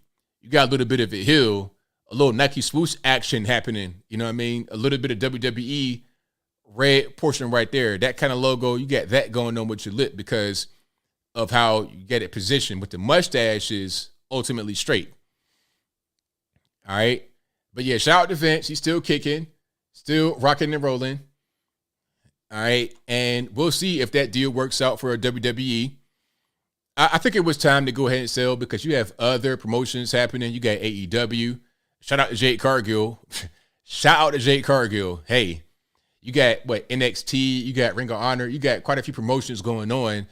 They're not the only guys on the block anymore. At one point, they had a monopoly on the game. After WCW and ECW went away, it was just WWE, but now you got other really serious and viable promotions. So, you know, that's just kind of what that is. All right. So do we have more? I think I got more here. Yeah, he's rich though. So we could talk, we can have fun and talk about the mustache all day long, but ultimately he's still Vince McMahon, still got plenty of money. Like I said, he didn't sold WWE to UFC for like some billions of dollars, so he's going to be good regardless. It don't even really make a difference. All right. And let's go ahead and keep on rocking here. Impact Wrestling. Yeah, Impact Wrestling. I like Ring of Honor, really. I was watching Ring of Honor years ago when they first came out. It wasn't even no commentators. It was just straight wrestling. I enjoyed it. It was like a bare bones version. It wasn't so much glitz and glamour. Old school, in my opinion. Going back to the original like WCW days. You know, that's what I like. When you get to all the gimmicks and the weird stuff, it can be fun up to a certain extent, but, you know, after a certain point, I stopped watching wrestling. But even as an adult, I'll pop in on some of the promotions and see what's going on. But it wasn't the same back in my era, back in the late 90s, the NWO. Man, those days, you can't beat them, man. You can't beat those days. Like it. I don't see nothing else really beating that. That was magical time with the Hollywood Hogan, all of that. Man, you're not gonna beat those days. All right, Salvador Dali. Yeah, that's pretty much how he looks right now. Favorite wrestler? My favorite wrestler, I probably would say when I was a really young kid, it was Ultimate Warrior for sure. Ultimate Warrior was my guy. Hogan, of course, that was everybody's favorite wrestler back then, like in the late 80s, early 90s. And then once I got to like late 90s, I want to say my favorite wrestler probably was, I don't even know. I want to say Kevin Nash and Scott Hall at one point. Those are my guys. The whole NWO, everybody, even Shawn Michaels, everybody that went into NWO at one point, those are my guys. And then still Hogan, because Hogan became Hollywood Hulk Hogan, black and white, black and red. Okay, I'm going down memory lane, so I digress.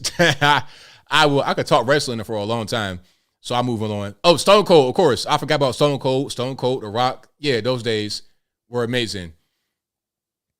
$1 Million Man, all of that. Yeah, you know what? I know wrestling is fake, of course, but it's fun. It's a fun thing to watch. You know, very entertaining, just like listening to music or watching movies.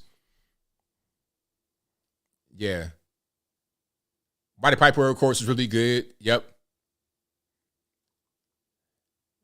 All right. But did Vince buy WCW? I didn't even really recognize that at that, because when I started watching wrestling when I was young, I remember the war between Nitro and Raw going on Monday night. So whenever that was, it was like the war between those two shows was so big. Monday Night Football was affected. NBA basketball was affected. It was that serious. It was that serious. All right. Mankind was amazing. He really was. Mick Foley. That match between him and Taker on the cage, that was crazy. My man fell through the cage. He fell off the cage, off the top of the cage. I mean, like, is he dead? I thought it was a Bret Hart moment. It was crazy. But anyway, I got to move along here because I could talk all night, but I don't want to. Let's talk about Matt Walsh. Now Matt Walsh, his thing, his latest, I don't want to say angle, but his latest thing that he's really been on has been this whole trans thing. He had a documentary called What is a Woman? And I think that happened because of a moment on Dr. Phil. Dr. Phil is an interesting show. Dr. Phil has sparked a lot of viral moments, actually. Now, I don't know if they do that on purpose, if they kind of set things up in the way to where it's going to go viral because it's a big show with a lot of attention. Remember the whole Catch Me Outside girl? Dr. Phil. And then Matt Walsh, What is a Woman? Matter of fact, hold on. I'm going to show that particular clip from back then. Well, this is one of the problems. Okay, it's only a 2-minute clip. Hopefully the TikTok heads out there can stand it. Let's let it play. Problems with this left-wing gender ideology is that no one who... Hold on, this is an older clip from 1 year ago. This is from January 19th, 2022. This is when the whole What is a Woman thing started. Well, this is one of the problems with this left-wing gender ideology is that no one who espouses it can even tell you what these words mean. Like, what is a woman? Well, can you tell me what a woman is? No, I can't. Because it's not for me to say. Womanhood looks different for everybody. What do you define a woman as? An adult human female. And what does a female mean? Well, how do you define a female? Someone with female reproductive organs. Okay. Someone who's, here's the thing, it's not hard to really, at what point, I don't know when this whole thing started. I don't know when we started to even have the kind of conversations. When did we start to entertain these people that thought that they were women when they're not women? When did this, was it during the pandemic? Was it before the pandemic? When I was a young man, when I was a whippersnapper running around, acting the fool, guys that looked like this person right here, hold on. Guys that had that type of thing going on, first of all, this is unheard of. You got a full beard. By the way, you got a nice beard, sir. That beard action, your beard is bearding, as the cool kids say. But then you have on makeup, you got your eyebrows arched, you got on eyelashes, and you got this wig or something on your head. Like, back in my day, this was not even a thing that you would see. If you're going to be a man, you would be more masculine looking, right? If you're going to be a woman, you look more feminine looking. The drag queens, the cross dressers, never had no beard, let alone no well manicured beard. and then at the same time have all the hair in their head. It's like they act like being a woman isn't really a thing. Being a woman is a really serious thing. The same as being a man is a very serious thing. These are not things you could just toy with and say, I feel like a woman. I feel like a man. You could feel like a toy duck in the bathtub. That does not make you a toy duck in the bathtub. Okay, okie dokie. You're just not that. You're not going to float effortlessly. You got to put effort into floating. The same way, the guy from the other clip I'm going to show you in a minute said, I'm a mother. How are you a mother, sir? Where did the baby come out of, the front or the back? How did that happen? It ain't like passing the kidney stone. It's going to be a whole lot more involved with it, but I digress. I don't want to get too graphic. Adult human female. And what does a female mean? Well, how that's do you define a female? someone with female reproductive organs. Okay. Someone who's, here's the thing. When you're you know what? I won't even say that. I would say XX chromosomes. Simple. XXXY, because you could be a woman and have a hysterectomy or whatever it is, some kind of injury that prevents you from being able to have children. You know what I'm saying? So XX, XXXY. Keep it real basic. Nothing too complicated. We're not getting into the, and then they say believe the science, trust the science whenever it benefits you, or just, all the time. For female, it goes right down to your bones, your DNA. So that's why if someone dies, we could dig up their bones 100 years from now. We have no idea what they believed in their head, but we can tell what sex they were because it's ingrained in every fiber of their being. Interesting. So I'm trying to understand. Your definition is that a woman is someone who is female, you said, right?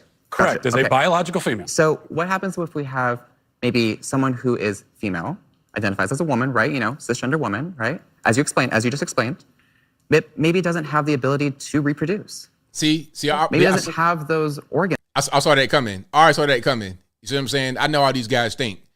XX, regardless, XX, simple.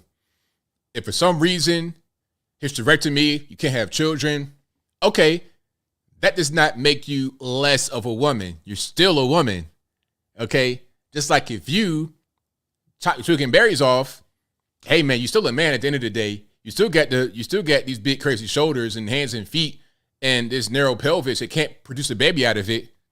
Your pelvic region, you cannot put a head of a baby through the pelvic region of a male. And furthermore, where is the baby going to exit? Your pelvic region cannot put no head in it, right? As a male, because it's narrow hips. Women have wide hips because they got to bring a baby out of their hips. You, sir, are not going to pass a baby out of your hips because where's it going to exit? It's entry only. At least it should be, but I digress. Organs that you're talking about that are reproductive organs. I have answered the question. You stood up here and said trans women are women. Yes. Tell me what you mean. What is a woman? Womanhood is something that, just as Ethan explained, I cannot define because I am not myself. You used the word. So what did you mean when you said trans women are women if you don't know what it means? Right. So here's the thing. So I do not define what a woman is because I do not identify as a woman. Womanhood is something that is an umbrella term. It includes people that describes what? People who identify as a woman. Identify as what? As a woman. What is that? Was to each their own. Each woman, each... So this goes on for a while. This character right here trying to just jump through hoops of fire to explain a very simple thing. XX. Say it with me. XX for a woman. XY for a man. Now, that's the old clip from, when was this? 2022, January 19th, 2022. Dr. Phil, Matt Walsh arguing or debating with this person who's very confused about themselves, don't really know what's going on about themselves. And there's a new clip from Mexico State where Matt Walsh was speaking. And this person here, this person looks very familiar. I'm not really sure. I'm not really sure what celebrity I'm thinking about. I'm thinking about somebody, a young Howard Stern. I'm not sure who it looks like. You know what I mean? Hi, Matt. I'm transgender. I'm born and raised here in New Mexico. I have a graduate degree in information technology, marketing, business, and finance. I own my own home. I pay taxes. I have a 6-figure job. I'm a respected professional in Albuquerque. So basically, the top part of this video is just this person talking about all their accolades. Hey, you know what? I got money. I got a job. I got friends. They love me, blah, blah, blah, blah, blah. And they all see me as a woman. So then he goes to the question. Let's get to the question. My long-term friends who are actually here with me. All of these people. Yes, y'all got it. Weird Al Yankovic. I was thinking about Carrot Top.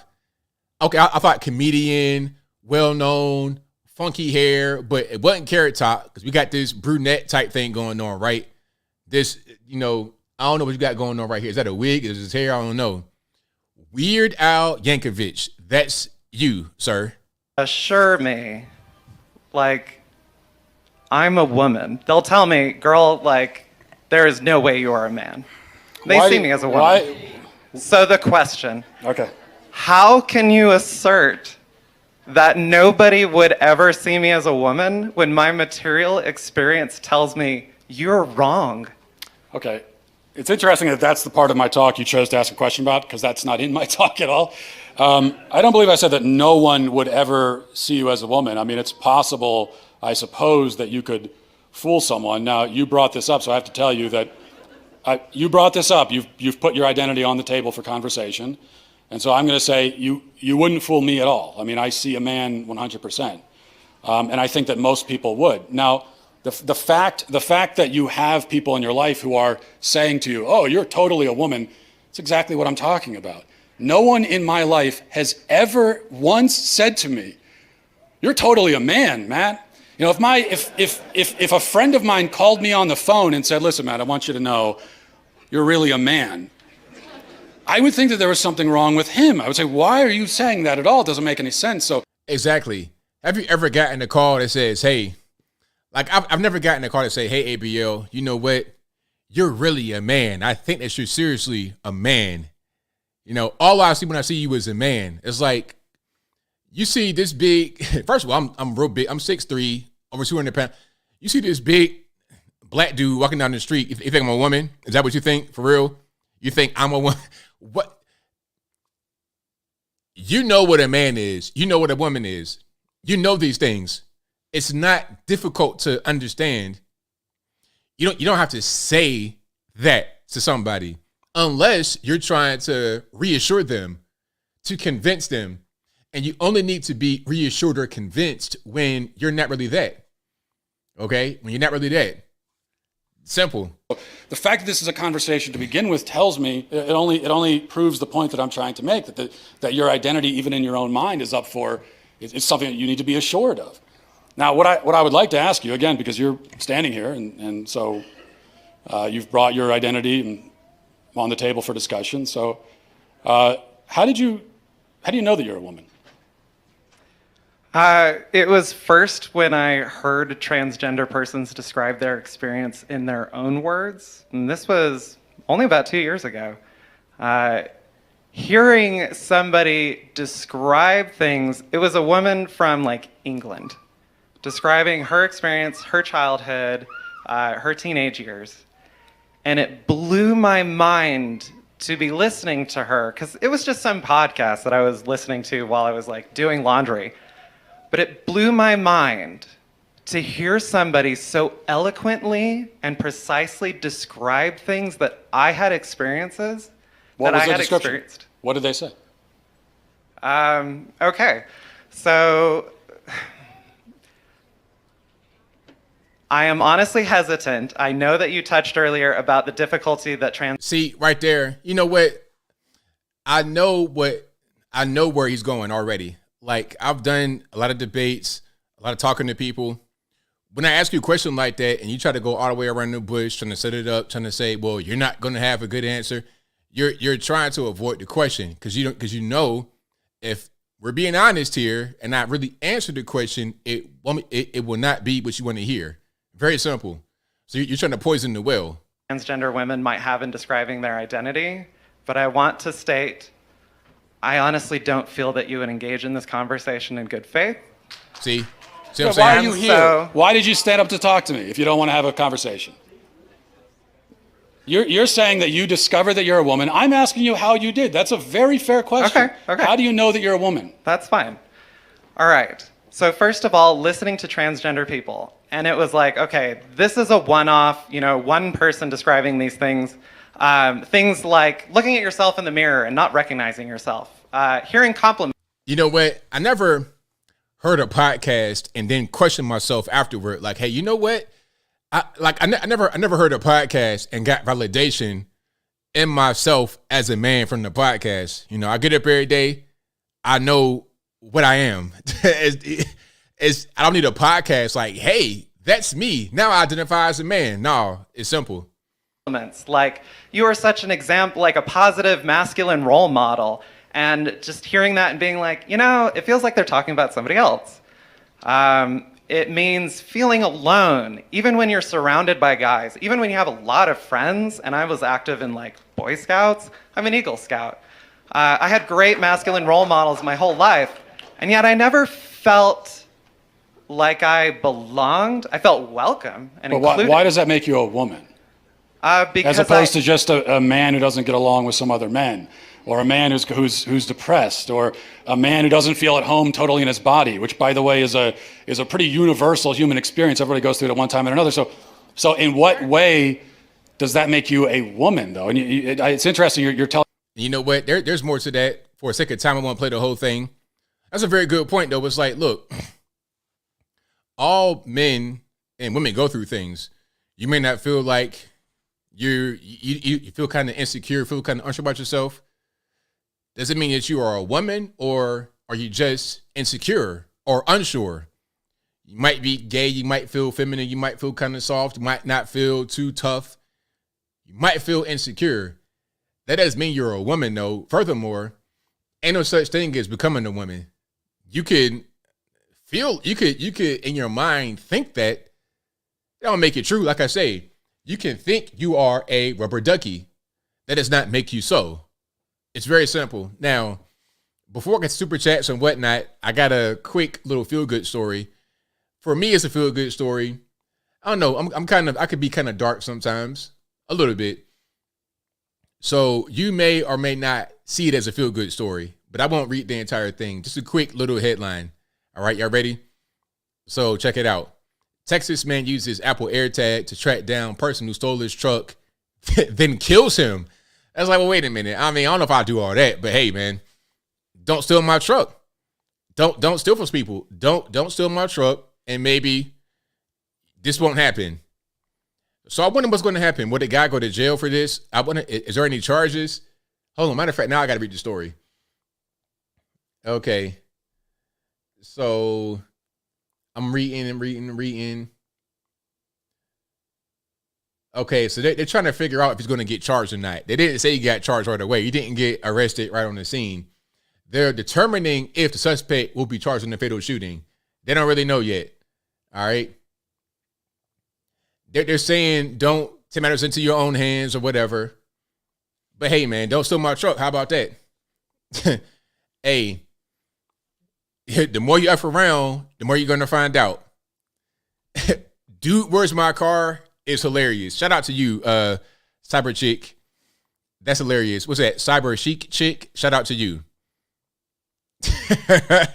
I told you, Sean B. Hey, I told you. I'm dark sometimes like that. To me, it's a feel good story. You know what I mean? Don't touch my truck, and you won't die. How about that? But if you like what you're hearing so far, please give the video a thumbs up, like the video, share the video, do all of that good stuff. That'll help me out tremendously. Okay. Now, I got super chats on deck. Then I'm going to get to the calls. The number to call is 434-658-1220. Again, 434-658-1220. Yeah, luckily it's Texas because that was New York City. That'd be an immediate go to jail. Do not collect $200. Do not pass go. That'd be a go to Rikers Island right away. Okay, immediately. Then you get sent to Poughkeepsie somewhere. Okay, big rocks, little rocks. But anyway, I think it's a Hunter Haas who says, ABL, what's your favorite Dragon Ball Z character episode? well, my favorite character was Trunks, because Trunks came in with the fashion, with the jacket. He just came in a little bit different with the sword. I like Trunks. That was my favorite character throughout the series. Episodes, you got about 1,000 episodes, so I couldn't really point to one that I liked the most. I liked the Cell saga, the Cell games. That was really fun that whole time. My guy was Trunks. And matter of fact, when I was a kid, a friend of mine, because I was in Virginia, so you got military and whatnot. A friend of mine was stationed in Japan for a while, and when he came back, he brought me back a Dragon Ball Z coloring book, like an official, like Japanese. It had all Japanese writing. It had the different kind of opening. So you got a book in America, it'll open like that. From the right side, you could put it to the left, but it was reversed in Japan. Yeah, I wish I still had it. That'd be a good collector's item right there, but that was many years ago. I was a little boy when that came out, when that had that coloring book. So yeah, shout out to Dragon Ball Z. Thank you to Alien Spaceship, who says, Georgia Pete says hello and is thankful for the thoughts and prayers. Thank you for that, man. Appreciate you. Thank you to Australia is not real, just to ask a flat earther, who says, are there two types of Black America? I don't know. You tell me. Thank you to Araya Public Insurance Suggestion, who says, is there any word on Fetterman yet? It's been some time now. Well, he did get out. He was released, I suppose, but I've not heard anything from him since. I saw a picture of him when they released him. Hold on. Matter of fact, let me see if I can find the picture right quick. Yeah, so they released Fetterman, but I've not heard anything from him since. So yeah, okay, here we go. So that's him when he got released, taking a picture. But I've not seen him since this picture. And this was some days ago, so I don't really know what's going on. You tell me. If y'all can figure it out, y'all let me know what's happening. All right. Thank you to Michael Critchlow, who says, did you see NORE's normie hip hop followers freak out on Twitter when he asked about having Andrew Tate on Drink Champs? Hilarious. Oh, no, I didn't see that. Now, I thought they were going to be mad about Tucker Carlson, because that was interesting. I saw him with Tucker Carlson. I'm like, okay, what's going on here? How did that whole thing happen? I did not see him talk about Andrew Tate. That would be amazing. But, people don't really, a lot of these normies, they don't really understand too much. Like, they get told that somebody is bad and they just believe it. They don't do any research. They don't read it all. And it's pretty bad. It's pretty bad. Hold on. So this was an interesting picture. So if you guys don't know what you're looking at, okay, on the left, that's Tucker Carlson, obviously. On the right, that's rapper Noriega, N-O-R-E. Nori, as we call him, has a podcast called Drink Champs, pretty big podcast in the hip hop community. And they both interviewed Kanye West. Now, Nori's interview with Kanye was removed, but not Tucker's. So the caption he was saying was, I'm wondering why they told you could have yours, but I got to delete mine. You see, here's the thing. Me asking why they only wanted to cancel me and not you. All right. That's what he's referring to. So what they have in common is interviewing Kanye West. All right. But anyway, shout out to Nori. One of Nori's first hits came from Pharrell from Virginia. So shout out to Pharrell from Virginia Beach, Princeton High School, the pride and joy. And I think today is Pharrell's birthday, if I'm not mistaken. So shout out to him. I think that's today or yesterday. Not today. 50 years old today. Wow, time flies. Pharrell, 50 years old. Being from Virginia, I remember when Pharrell first came out with Teddy Riley and all of them. That's the whole story right there. Teddy Riley came from New York City, came from Harlem. And what I was told is that Teddy followed Rich Porter from Harlem, who was one of the big drug dealers. And the drug money is what sparked Teddy being able to go down to Virginia and make music there, which is what ended up letting them produce Michael Jackson's, what's the name of that album?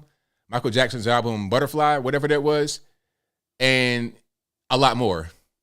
And then, of course, when Teddy was down in Virginia, here comes Pharrell. That sparks Pharrell too. So very interesting. Shout out to all the New York guys down in Virginia. Dutch Schaefer says, "What's up, ABL? I feel like the media has made a bigger deal out of Angel's trash talk than when the Memphis black girl punched the white girl from Bowling Green during the post-game handshake line." Yeah. That was not even the thing. All these people, Dave Portnoy didn't say all this piece of SHIXYZ about the girl that punched the girl. He wouldn't right to say that. He would have been right to say that, not Off the Wall. Off the Wall was in the 80s. I'm talking about in the 90s. Teddy Riley came about like in the late 90s. I mean early 90s, late 80s. Off the Wall was before Thriller. So that was like before Quincy Jones came in. Off the Wall was like 81, 82. Thriller was 84 with Quincy Jones.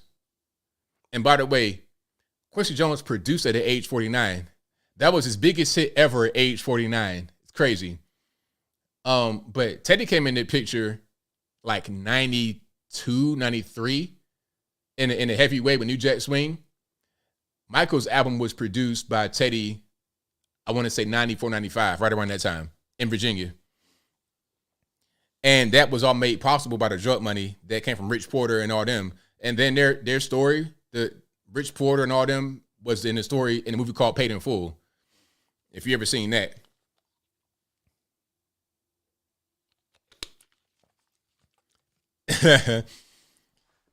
Hey, y'all are gonna forget I said double hockey sticks. You guys will forget that. I need the Men in Black little flasher to remove that memory from your mind. Don't remember that no more. Thank you to Nick Corio, who says, "Remember when Trump shaved McMahon's hair?" I do remember that. That was good old days. Good old days are just fun. Just fun. Now everything's so political and weird, but those days were fun.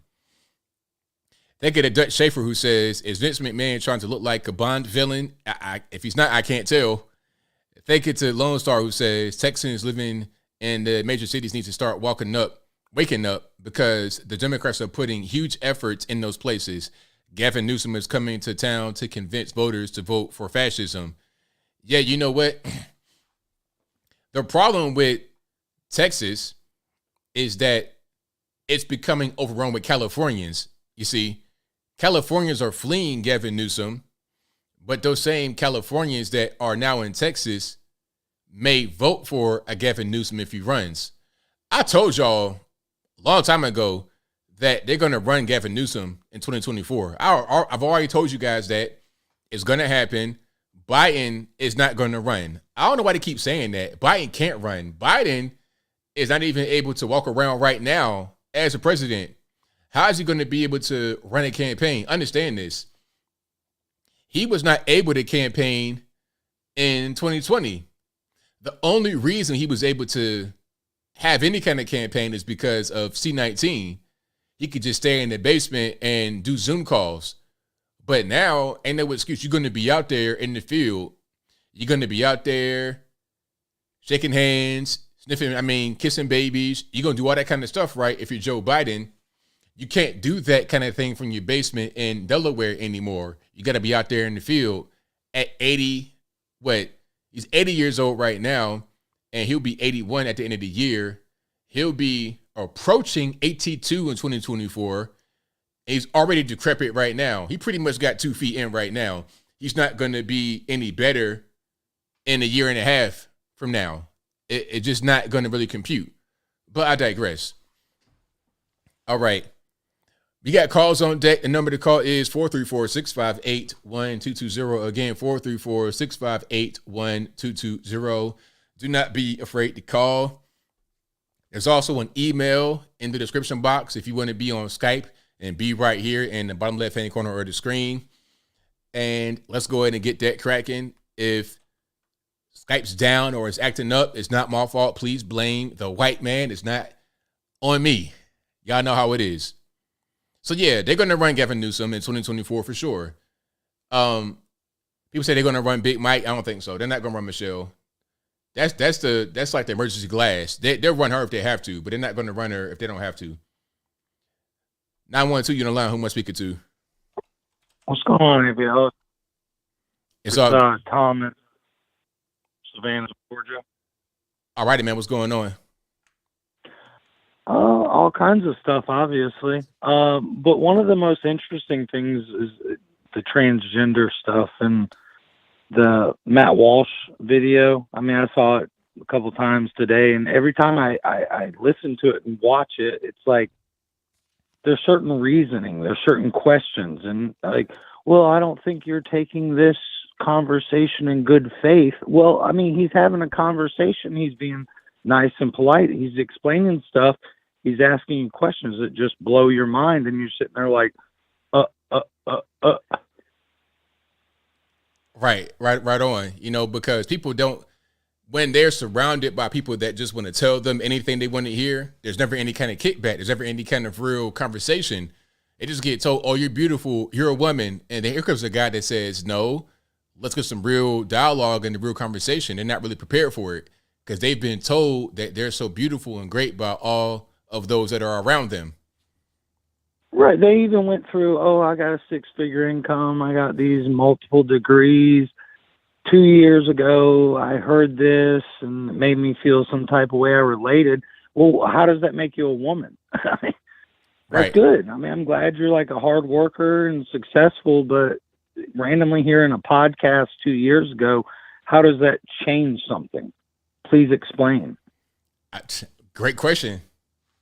I know, but you can't and I can't either, but it makes other people, when they see this stuff, I guess, think at the end of the day, which is not that common. Like, common sense ain't that common these days.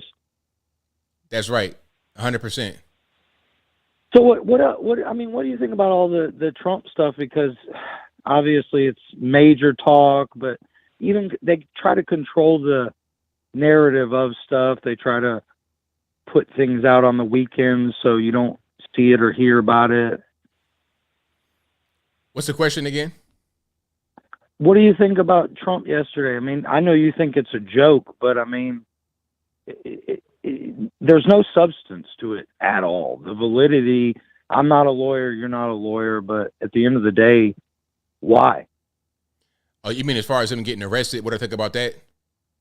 Yeah, like, I mean, why? It's just what they want to do is they want to keep him wrapped up in litigation to prevent him from being able to run. Because if you're in court and dealing with that all the time, then it's going to be hard for you to really be out there trying to run a campaign. That's their objective, is keep them, caught up in litigation, going to court all the time, spending money, spending the resources.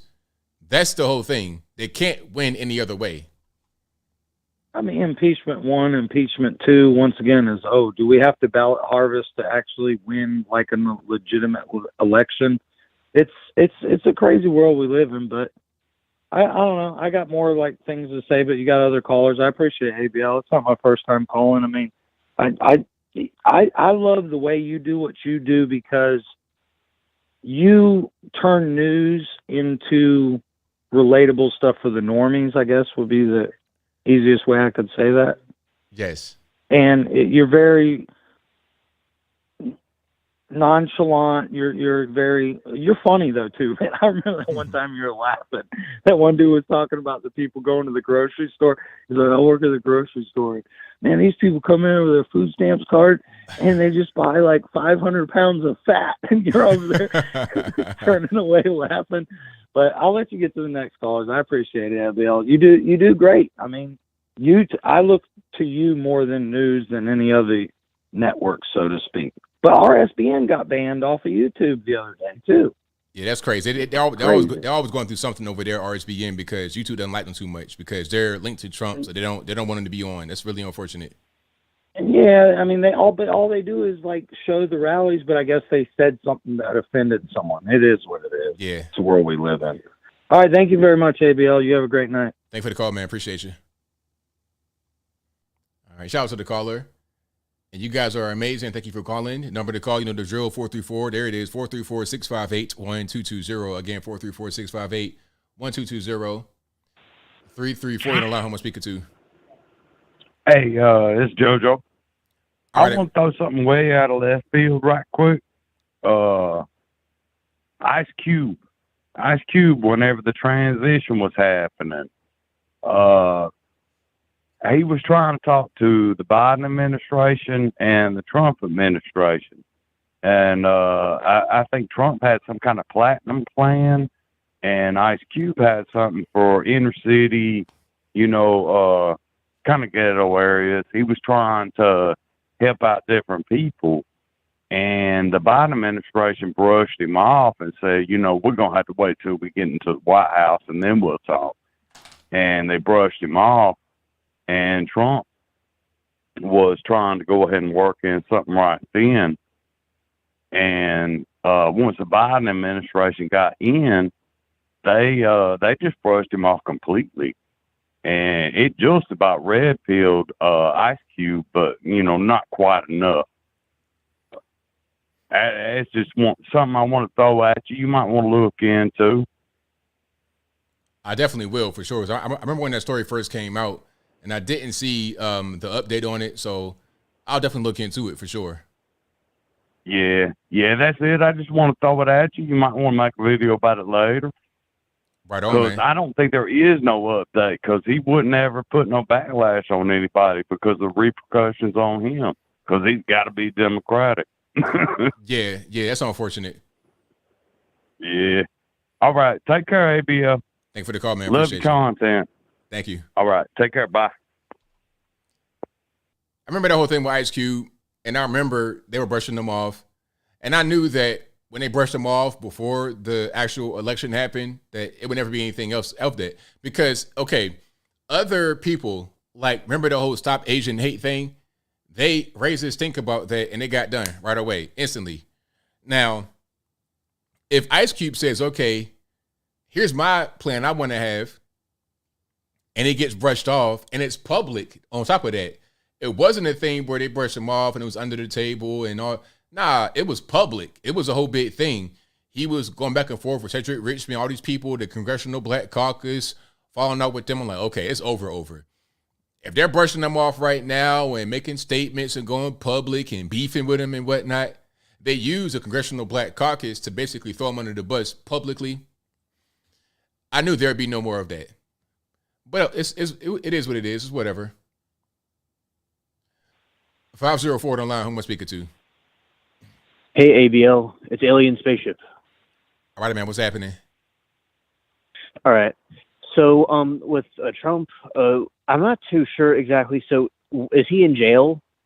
No. So all that happened was he got arraigned in court, and he just, go through the whole procedure. He did get arrested, but he wasn't going to be in jail. He just got arraigned, pled not guilty, and then he left. Basically, that's how that works. Okay. Because one of my friends was asking about it, and that's what I thought. But then I was just kind of like, and I heard about him being arrested, and I was a little bit confused. But thanks for straightening that out. Also, I'll say that I was doing some research on on like coding and stuff, and I found out that Pfizer is working with the RNA thing they have to create this thing that, like a chip that implants into a person to so people, to control people and stuff, and people can, store information with a computer chip in them. They're trying to make it sound good, but it sounds like the chip conspiracy. Yeah, I've not heard about that. It sounds pretty interesting. Yeah, I'll send you the video when I have to go and find it in the history, and I'll send it to you, and you could, look into that. And also, I'll say, my friend Peach was telling me about some of the farming stuff that basically those Chinese companies, they have fooled with the feed, like with the chicken feed and stuff, and it's causing some of the chickens to not produce like eggs and stuff.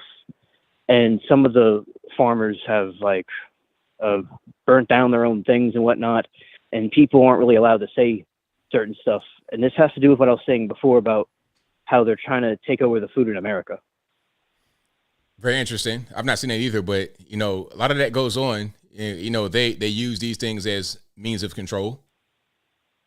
Right. And one of my other subscribers was telling me about another thing about the chicken feed and how it wasn't working right, and the hens weren't producing as much eggs, and he told me, something like there could be something in the yolk that could help with COVID.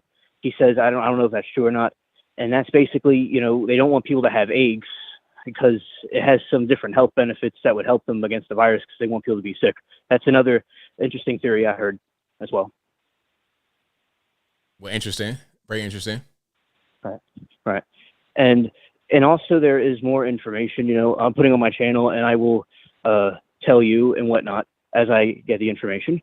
And also I'll say about the transgender thing. Yeah, I think, in my opinion, they know they're doing something bad and they're intentionally deceiving people. Like, they're not misguided. They know they use a lot of lawyer tactics to twist it around to say what a woman is. It sounds like a lot of lawyer trickery. So I think, it's best to not waste our time with people like them. Yeah, I mean, but at a certain point, you got to kind of cross paths with them. So, no, I don't mind. I don't mind locking them up in a gulag forever. No, I'm a little bit different. I'm just saying, like, debating them, reasoning with them, they're not going to, they know they're trying to do something bad, and it's good that Matt Walsh and we're exposing them. I'm just saying that it's not like somebody that's like misguided. Like, they know they're doing something wrong, in my opinion. Well, the problem is you got different people.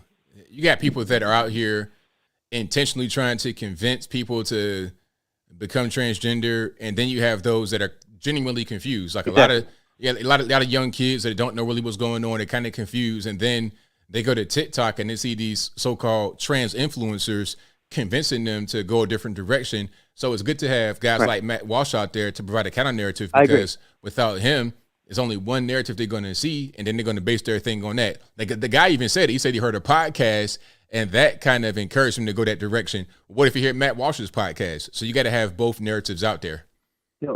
Yes, I agree with that. I'm not saying I disagree with that at all. I'm just saying my point is that and it's good we have that, and I'm not saying we shouldn't have that. All I'm saying is I think that those, like that guy, he knows he's doing something bad. He's trying to trick people. So it's good we have Matt Walsh and the other side to balance it out. Well, I'm not against those conversations. I'm just saying that I feel that they know they're doing something wrong. Do you think that they know they're doing something wrong, or do you think they're brainwashed? I think some of them know they're doing something wrong, and then some are going to be brainwashed. So that's why you got to have all narratives out there. Even if you're talking against, like, if you're debating somebody that's doing something wrong intentionally, if that's the debate, then you're not really trying to convince them that they're doing something wrong, or to convince them to change. You're just talking more to the audience. Right. Yeah, because I understand. It's a way of exposing that they're, trying to, say something stupid. Yes, I agree. Right on. All right. And yes, very good topics you're covering, and thanks for taking my call. Thank you for the call, man. Appreciate you. Okay, bye. All right. Shout out to my man for the call, and thank you all for being here. You guys are the best audience anywhere on these internets. All righty, Les, what's happening? Hey, ABL, how are you? Everything's all good. About yourself? Good. Just here. Great show, by the way. I want to go ahead and just say the whole thing with the story of the individual who had that air tag on his vehicle. You mess around, you find out. That's just how it goes. Hey, that's as simple as that. It's like, hey, if you didn't want to, become 6 feet deep, you shouldn't have sold a truck, Right. I mean, I wouldn't personally, I don't know how I'd react in a situation like that. Everyone reacts differently, but that's pretty much what it is. You play stupid games, you're going to win stupid prices. So I wanted to go ahead and get that one out of the way. Now, in regards to President Trump 2024, 2028, if he wants to go all the way till 2030, let's go. Exactly. Right. But other than that, I mean, honestly, ABL, they have nothing against him. They can't prove it. I actually came across a very interesting article. I don't know if you heard anything about it. Let me go ahead and pull this up real quick. So the AP News went out and actually posted a story. They did say that the Clinton campaign did agree to the Steele dossier funding fine. So if there was no crime committed, no wrongdoing, then why would they pay a fine to begin with? So this goes a lot to show in reality just where we are right now with our justice system in reality. So we have a president that in reality, we all know what this is. It was a witch hunt since the beginning. They were after President Trump like there was no tomorrow. They were really trying to take him out. And the thing is that now that he's not even in office, they're still trying to go ahead and do that. Why? Because they don't want him to run. They don't want him to be, eligible to run for president again. And, it's not going to work. I think that the American people, the patriots here, we are very much more awake and we know that something's up and it's not adding up. I don't understand how, again, it's a witch hunt.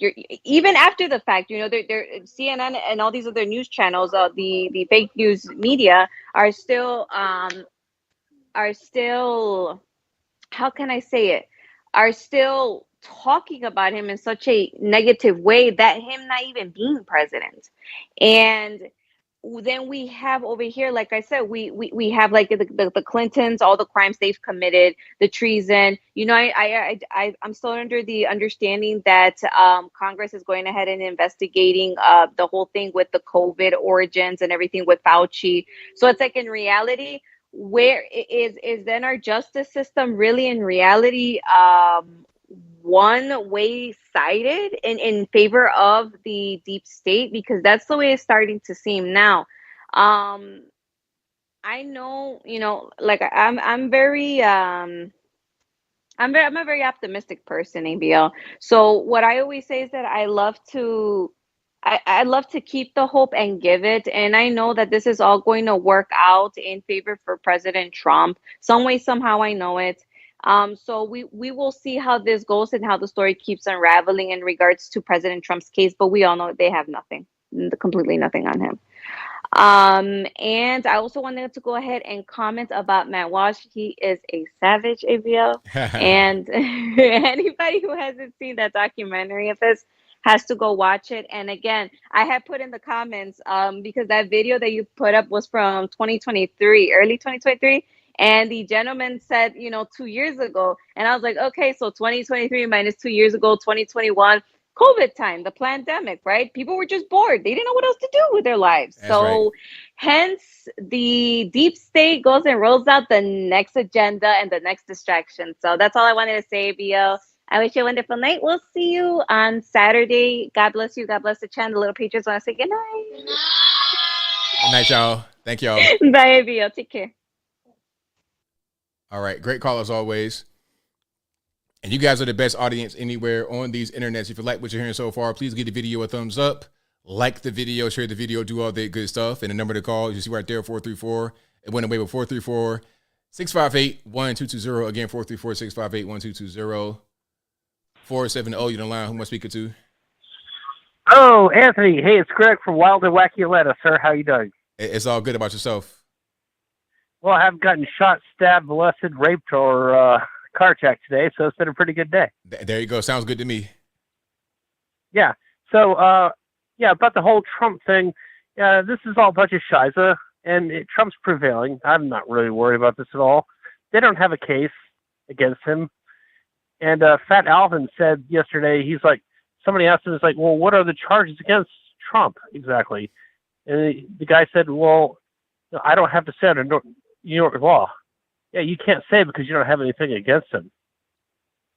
Right, exactly. There's nothing there. That's why you don't want to say it. It's simple. So nothing's going to stick. You said a couple days ago that what they want to do is tie him up in court to waste his time and money, and that's true. But I don't think it's going to come down to that. He's supposed to come to court the next time back on December 6th, which is on a Wednesday, the day before Pearl Harbor Day. So conveniently, they didn't pick Pearl Harbor Day because they knew it happened on Pearl Harbor. Japan attacked America, and we won over 4 years later. So that's right. Yeah. So everything's going to be cool with that. And also, well, I guess you know about the new Anheuser-Busch beer, don't you? Are you talking about with Dylan Mulvaney?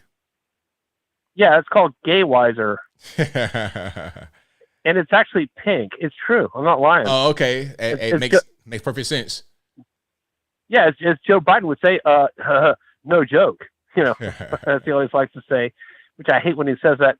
But you were talking about his gas earlier, and remember how he said back in around September 2020 with Charlemagne the God, he said, if you have a hard time deciding whether or not you're going to vote for me or vote for Trump, then you ain't black.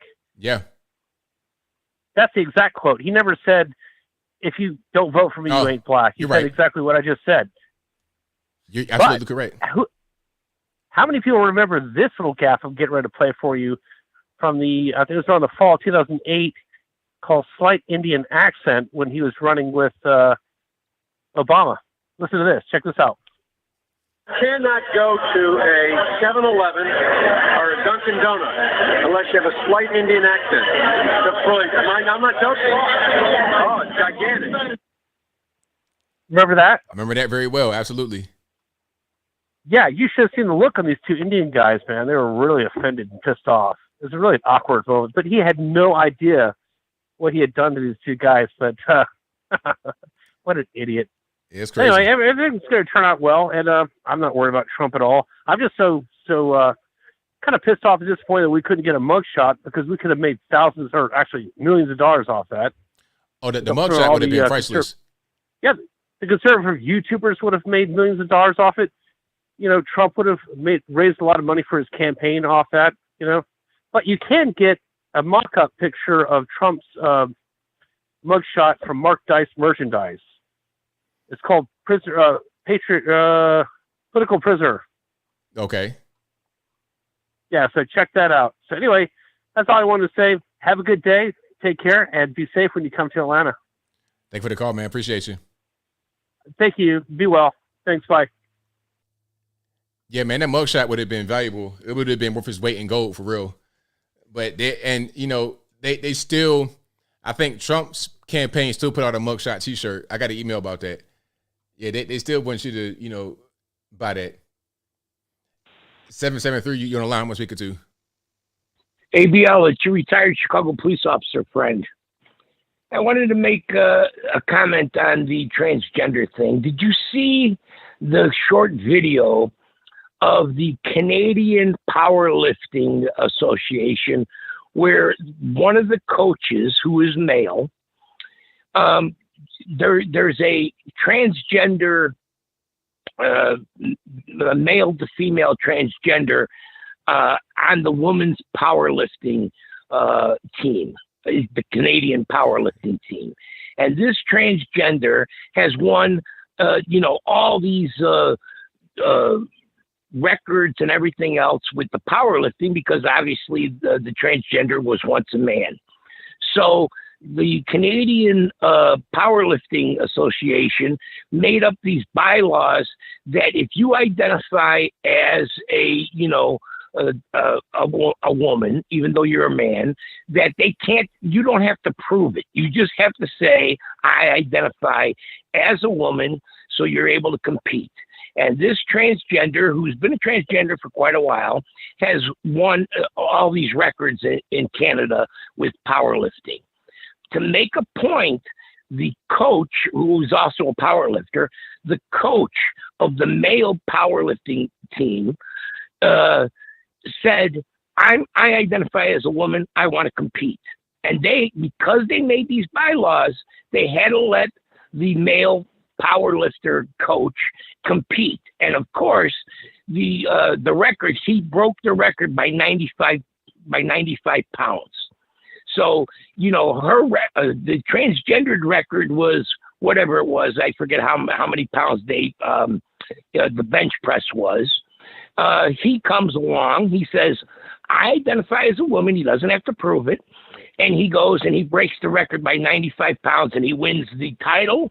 He holds the record, and, he wins the trophy. Then they interview the transgender, who says that's not fair because he wasn't sincere.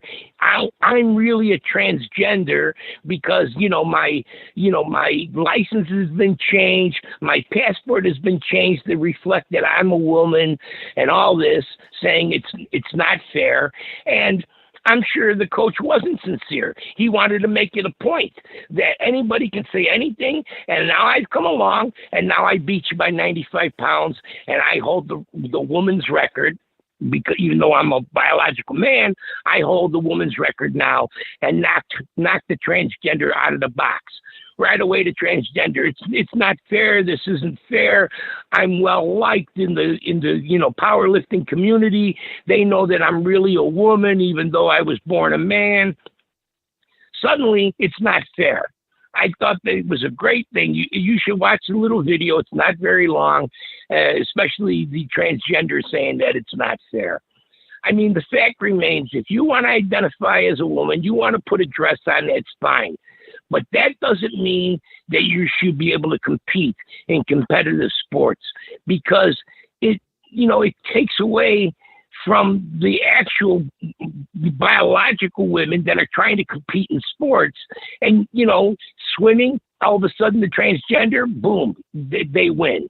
Powerlifting, all these other sports that are individual sports, track and field and whatnot, it's not fair to the actual biological women that want to compete in women's sports. And I thought it was poignant that the male powerlifting coach, switched sides, went over and competed against the woman as a quote unquote woman, because that's what I feel. I don't have to prove it. I feel like I'm a woman today.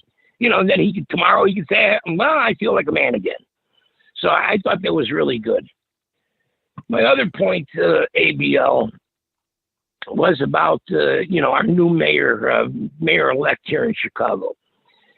The fact remains, regardless of what Jussie Smollett says about MAGA country, this is not MAGA country. And that's obvious, because these cities, Chicago, San Francisco, New York, these cities and these states that are run by Democrats, why are they the most dangerous cities in the country?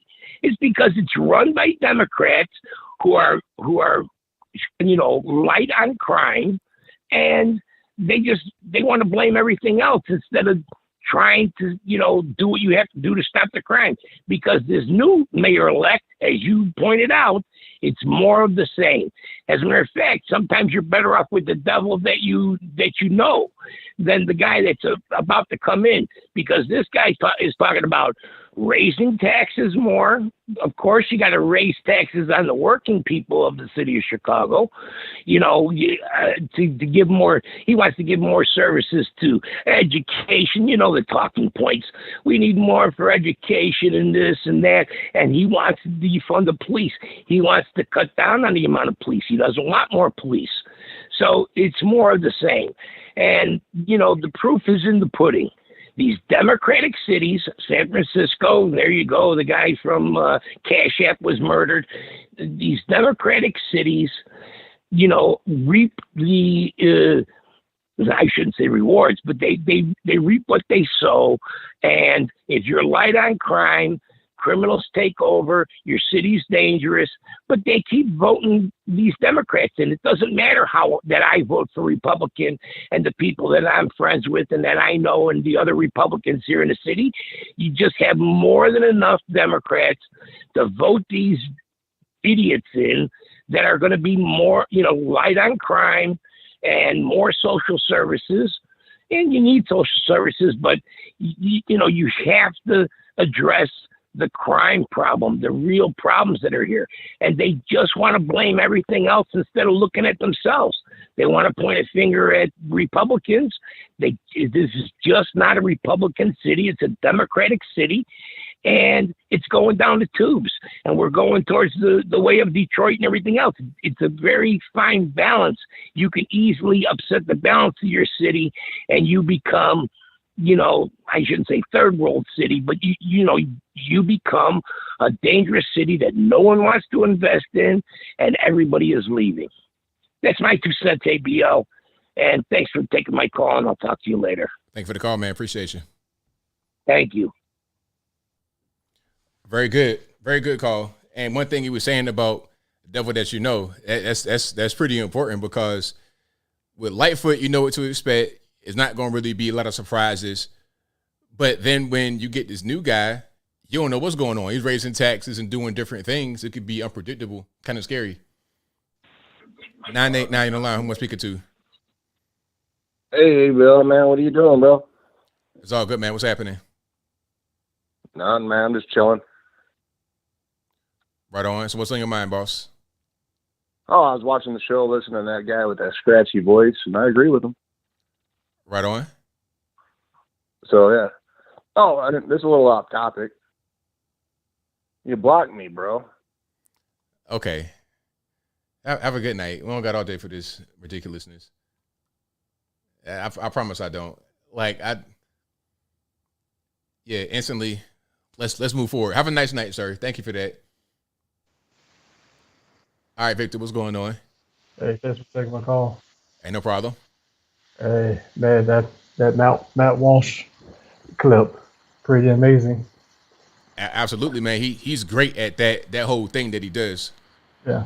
The one thing I'm really glad that he addressed is the intersex, because he has avoided that question. He did that on Dr. Phil.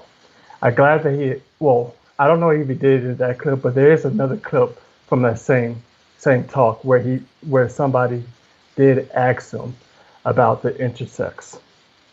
Right.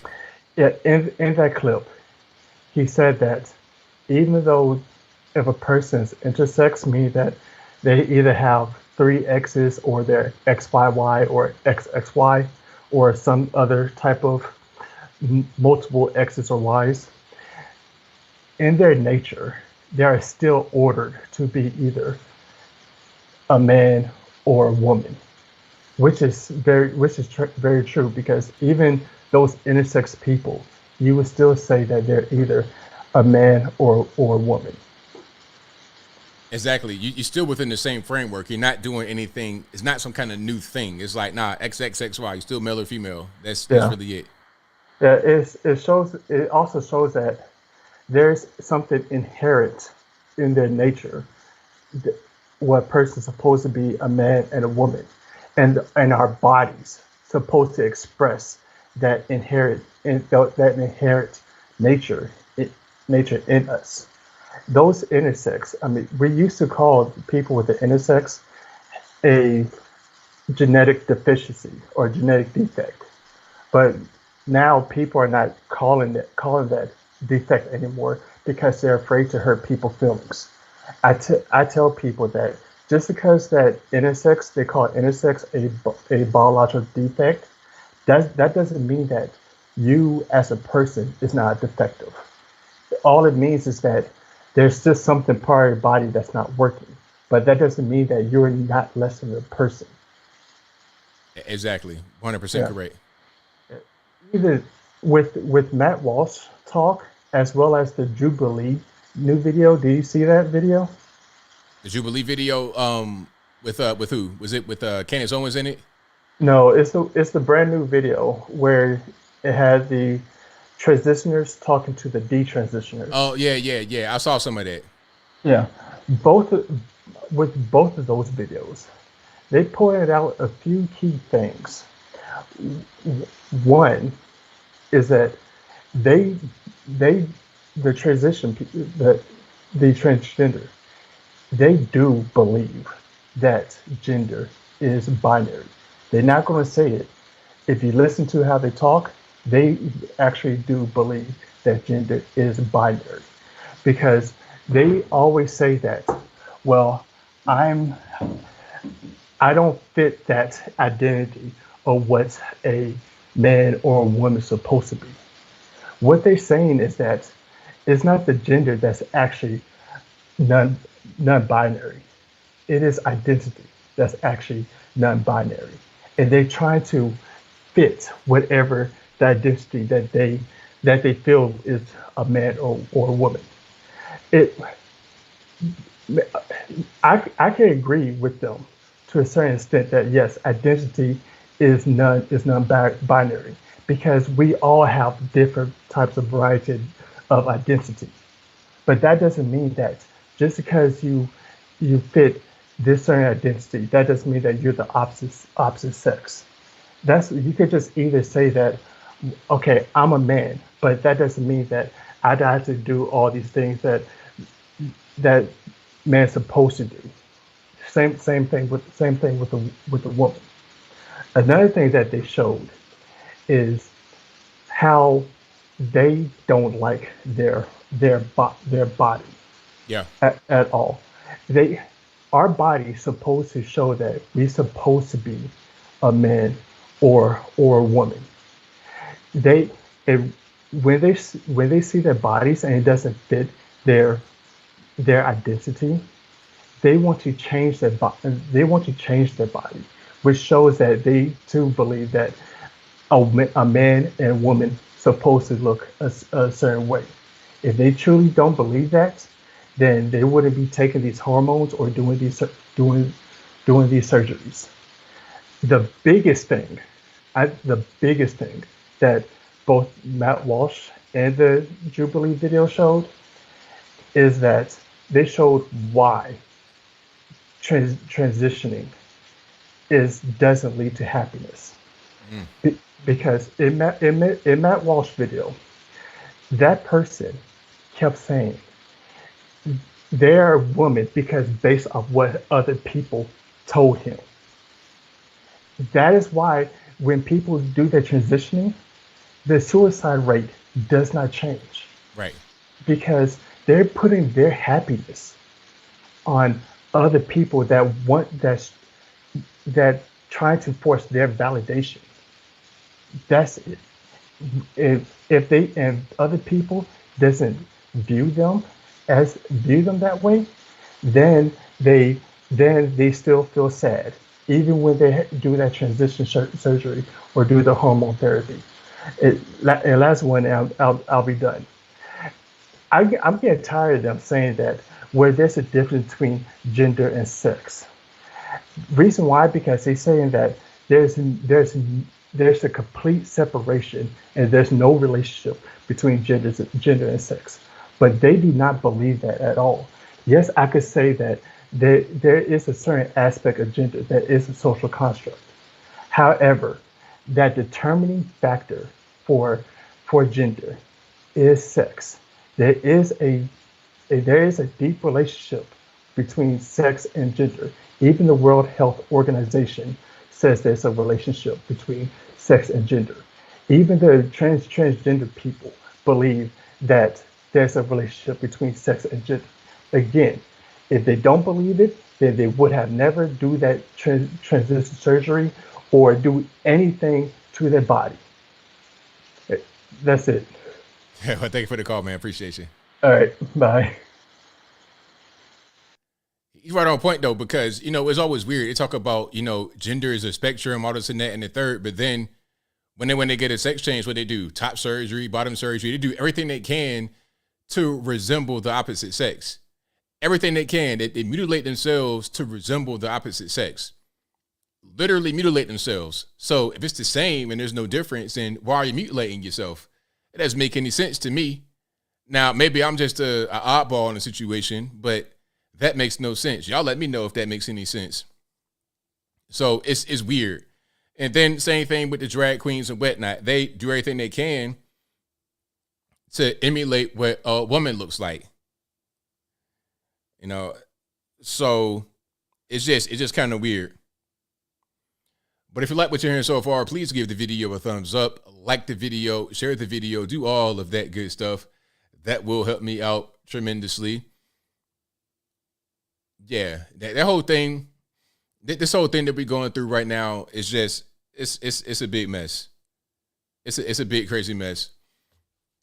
All a contradiction, that's right. It is all a contradiction, of course.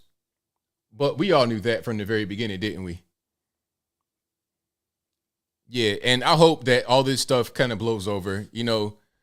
I think, who was that said it earlier? Was it Les that said all this started, like the one person was talking about this started 2 years ago, right during the pandemic? It's like you sitting around bored, nothing to do. Maybe you locked down, maybe things are closed. You don't have a lot of activities to be involved with. You're just kind of sitting around bored, trying to figure out a way to entertain yourself. rather than just, learning something constructive. Rather than doing that, you're getting into the whole LGBTQ, elemental P, X, Y, Z type thing. It's a whole big mess. You get deeper into that whole thing, and you kind of struggle to get out of it. 615 on the line. Who am I speaking to? What's up, man? It's Bo Howard, man. How you doing? It's all good, man. What's happening? Man, I'm just trying to digress what's been going on all week. And these Transformers, dude, man, they better get on somewhere, dude. I swear to God. They better sit down somewhere, dude. Just get on my nerves because shout out to Matt Walsh, man, because he ain't got no time for him, and he was straight up put them in their place. He ain't even scared of it. He'll call them out, and I can't believe they're dumb enough to get on a microphone in front of him to even, when they start debating on what is a woman and all that crap, he straight puts them down. He was just taking them down, dude, like it ain't nothing.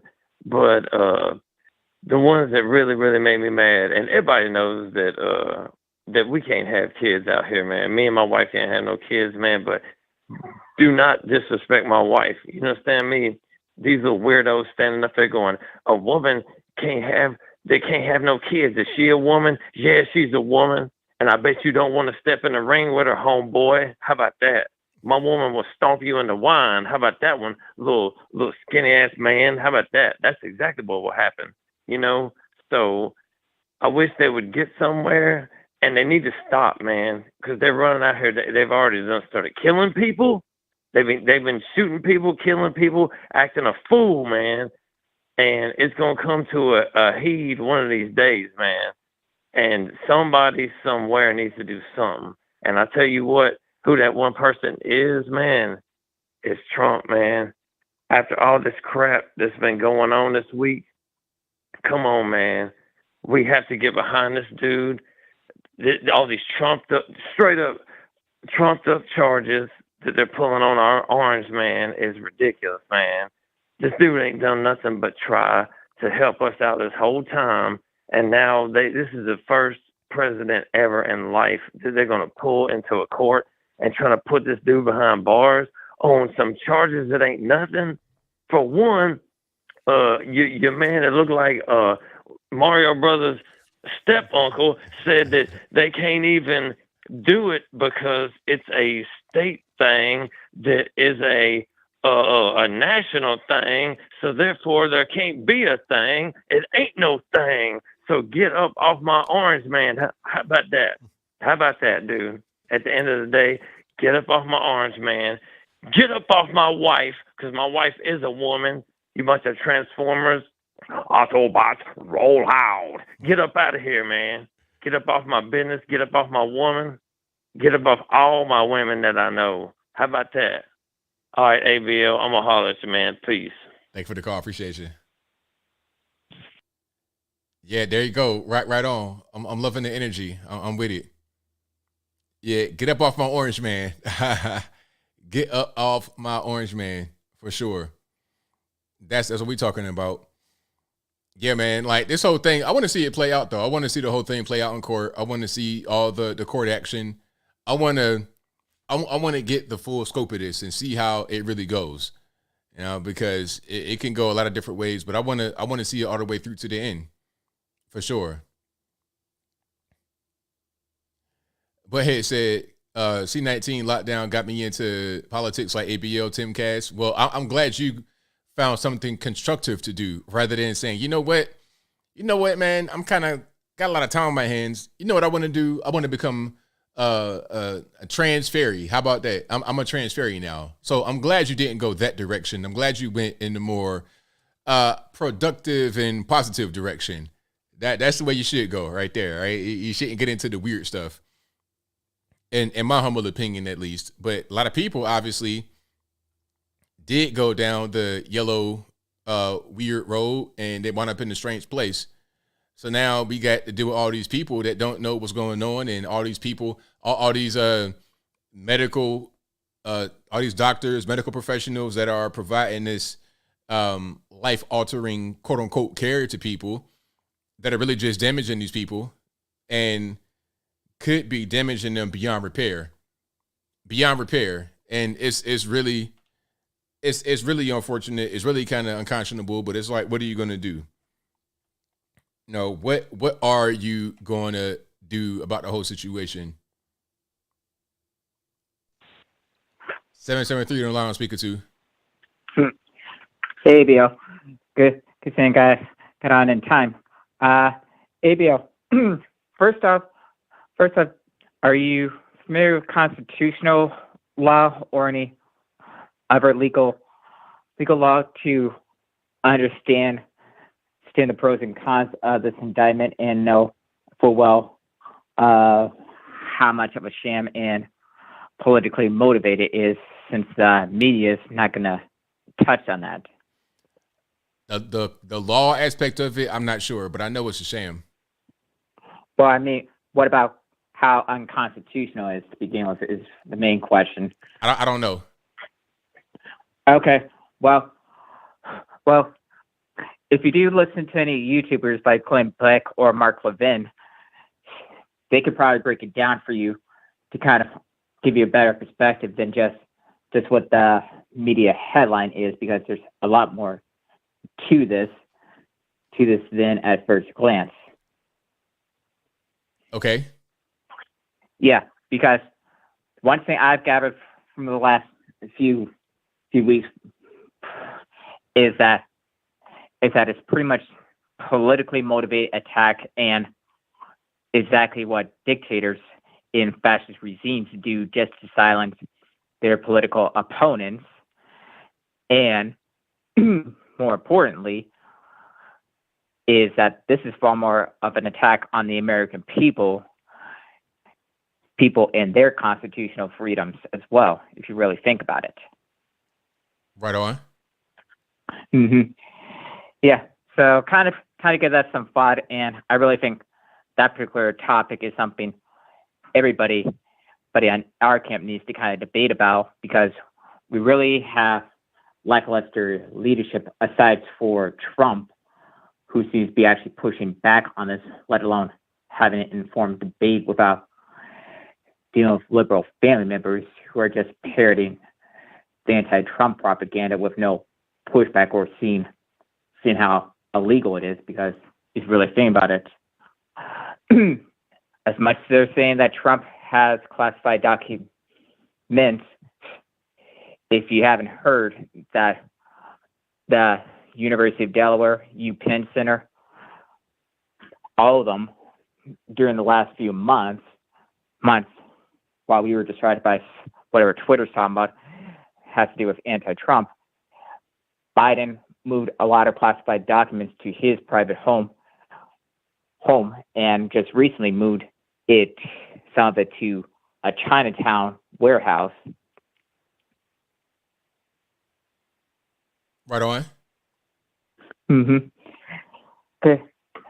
Maybe I would like to say this to a Chicago cop. Don't know which area of the city he's in, but I really hope he understands full well that this new mayor is just as crooked as the former one, and honestly really wish there was another option to choose from. But you know as well as I do that one community keeps on voting for these failed politicians just for one reason. And I have one critical question to ask the Black community in every single major city is, how many more of these failed Black Democrat politicians does it take for them to actually realize that the crime in the Black community is their fault, and that the only people who need to change is them, not the rest? Well, I mean, I society. gotta push back on you, because ultimately, what's the Black population in Chicago? Percentage wise, I don't remember the numbers. It's probably not no more than 13%. So, I mean, ultimately, you got to look at the entire city. A lot of these liberal people that don't live in the Black areas are voting for these people, and ultimately, you had two people to pick from. Both were Democrats. So this is a thing that's been going on, and it's not a black or a white issue. It's a whole city issue that you guys got going on in a very liberal city. So that's the ultimate problem there. Not even the black community, because take them out, I think they would still be the same kind of thing that goes on. It's like San Francisco, Los Angeles, where it's not many black folks. They still vote for the same old for liberal people.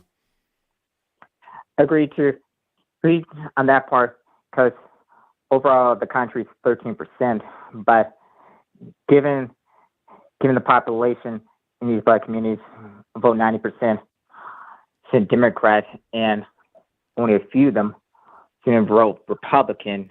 It don't even matter. It don't even matter, because listen to what I'm saying to you. It don't even matter, because if you took them out of the city, you would still have the majority still vote for Democrats, because it's a liberal city, just like San Francisco, where it's only 5% black or less. They vote overwhelmingly Democrat. Same thing with the entire California. Not many black folks. Los Angeles, not many black folks. They still vote for all these liberal people. Soft on crime. Eric Garcetti, everything else. You got to look at the people that live in the place that are liberal, and then they move to other places like Texas, Arizona, and do the exact same thing. When I was in Scottsdale, Arizona, I didn't see any black people really, but it was like a little California, and they're going to vote the exact same way. This is part of the reason why Kerry Lake lost in Arizona, because of all the Californians, 90% of whom are not black or more, went there and voted the same way they did in California. Yeah, correction, Kerry Lake's in Arizona. That's what I said, Arizona. That's why she lost in Arizona, because of all the Californians that came to Arizona that still voted the same way they were in California. Okay. Hey, but the bottom line I see it is that Chicago, and particularly Cook County itself, is the main reason why the whole state of Illinois will not turn red, and it's pretty much a similar problem in other states that have blue cities. So I actually do think at some point in the future, we need to kind of develop our own type of MAGA party to kind of push back against this, because I do kind of agree that it's not entirely a racial problem. It's far more of an ideological problem. That's right. Absolutely. Well, thank you for the call. I got one more to get to. Thank you for the call, man. Definitely appreciate you. Okay, bye. Yeah, man. So you say it's like 29% Chicago black population. So 70% non-black. So if all of that 29% voted, and one more thing, 70% of those who make under $30,000 don't vote at all. So if you're talking about poor black areas overrun by Democrats, most of them don't even vote at all. But even if they all did vote at 30% and everybody else voted at the 70%, if you took their vote out, you still get the majority that are going to vote Democrat. You think you're going to have a Republican in Chicago? You think it's going to happen? Maybe you have a less leftist Democrat in there. Maybe, I don't know. It's weird. But San Francisco, you think you're going to have a Republican in San Francisco? And what's the black population there? The liberal ideology spreads across race. It's like a cancer. Can't villainize the city. Is federal law screwing them up? What federal laws are we talking about? All right, let's get to another call here. 424, you're on the line. Who am I speaking to? Hi, you're speaking to Ben out in SoCal. All righty, man. What's going on? Nothing much. Just got a good little update. I registered 3 voters on Sunday. So I'm doing my part, and I just want to tell everybody, hey, start registering some voters. You can do your part. You don't need anybody to tell you what to do. You get the voter forms, probably from your post office, I'm guessing. And y'all can just go out and start doing it, knocking on doors, create your local groups. I want to report that, because we're going to have to do that. All the stuff that Donald Trump is basically sacrificed for all of us, threatening with how many charges did he get? 35 plus? It's for nothing if we don't get out there and start telling everybody to turn off CNN, you know what I mean? Right on. So, over here in SoCal, we are trying to do it. And matter of fact, Pasadena, California, there's a Pasadena local group. They're already on 1 month doing door knocking, and they're going to Republican voters. I mean, you guys can get all this information from your county registrars, guys, and you guys can just go to other Republican voters and be like, hey, we have a group, or you can create a group if you don't have one. Meet at your local IHOP, your Denny's, wherever, and start talking to people. This is what we have to do. You don't want it to get any crazier. So that's what I'm doing, man. Well, sounds good to me, man. Right on. Yeah. So ABL, I will ask you, do you try to at all at least pay attention to anything in your local area, and what do you see? Because like the stuff that I've seen in my local area, it really motivated me to get to work and stuff like that, because I just saw like the inaction of everything. I hate feeling like the Washington Generals versus the Harlem Globetrotters, you know? So. Yeah, I live in a pretty good area. I know a lot of the local people that are in power and politics. You know, I've met the governor, met the senators, met the local reps, the state reps, the national reps. I met a lot of people out here, talked to them, the sheriff. I know the sheriff personally. A lot of people out here. I live in a pretty good area. It's not a place that needs a lot of work, in my opinion. There's some things we could work on, I suppose, but for the most part, it's a pretty good area. Good people.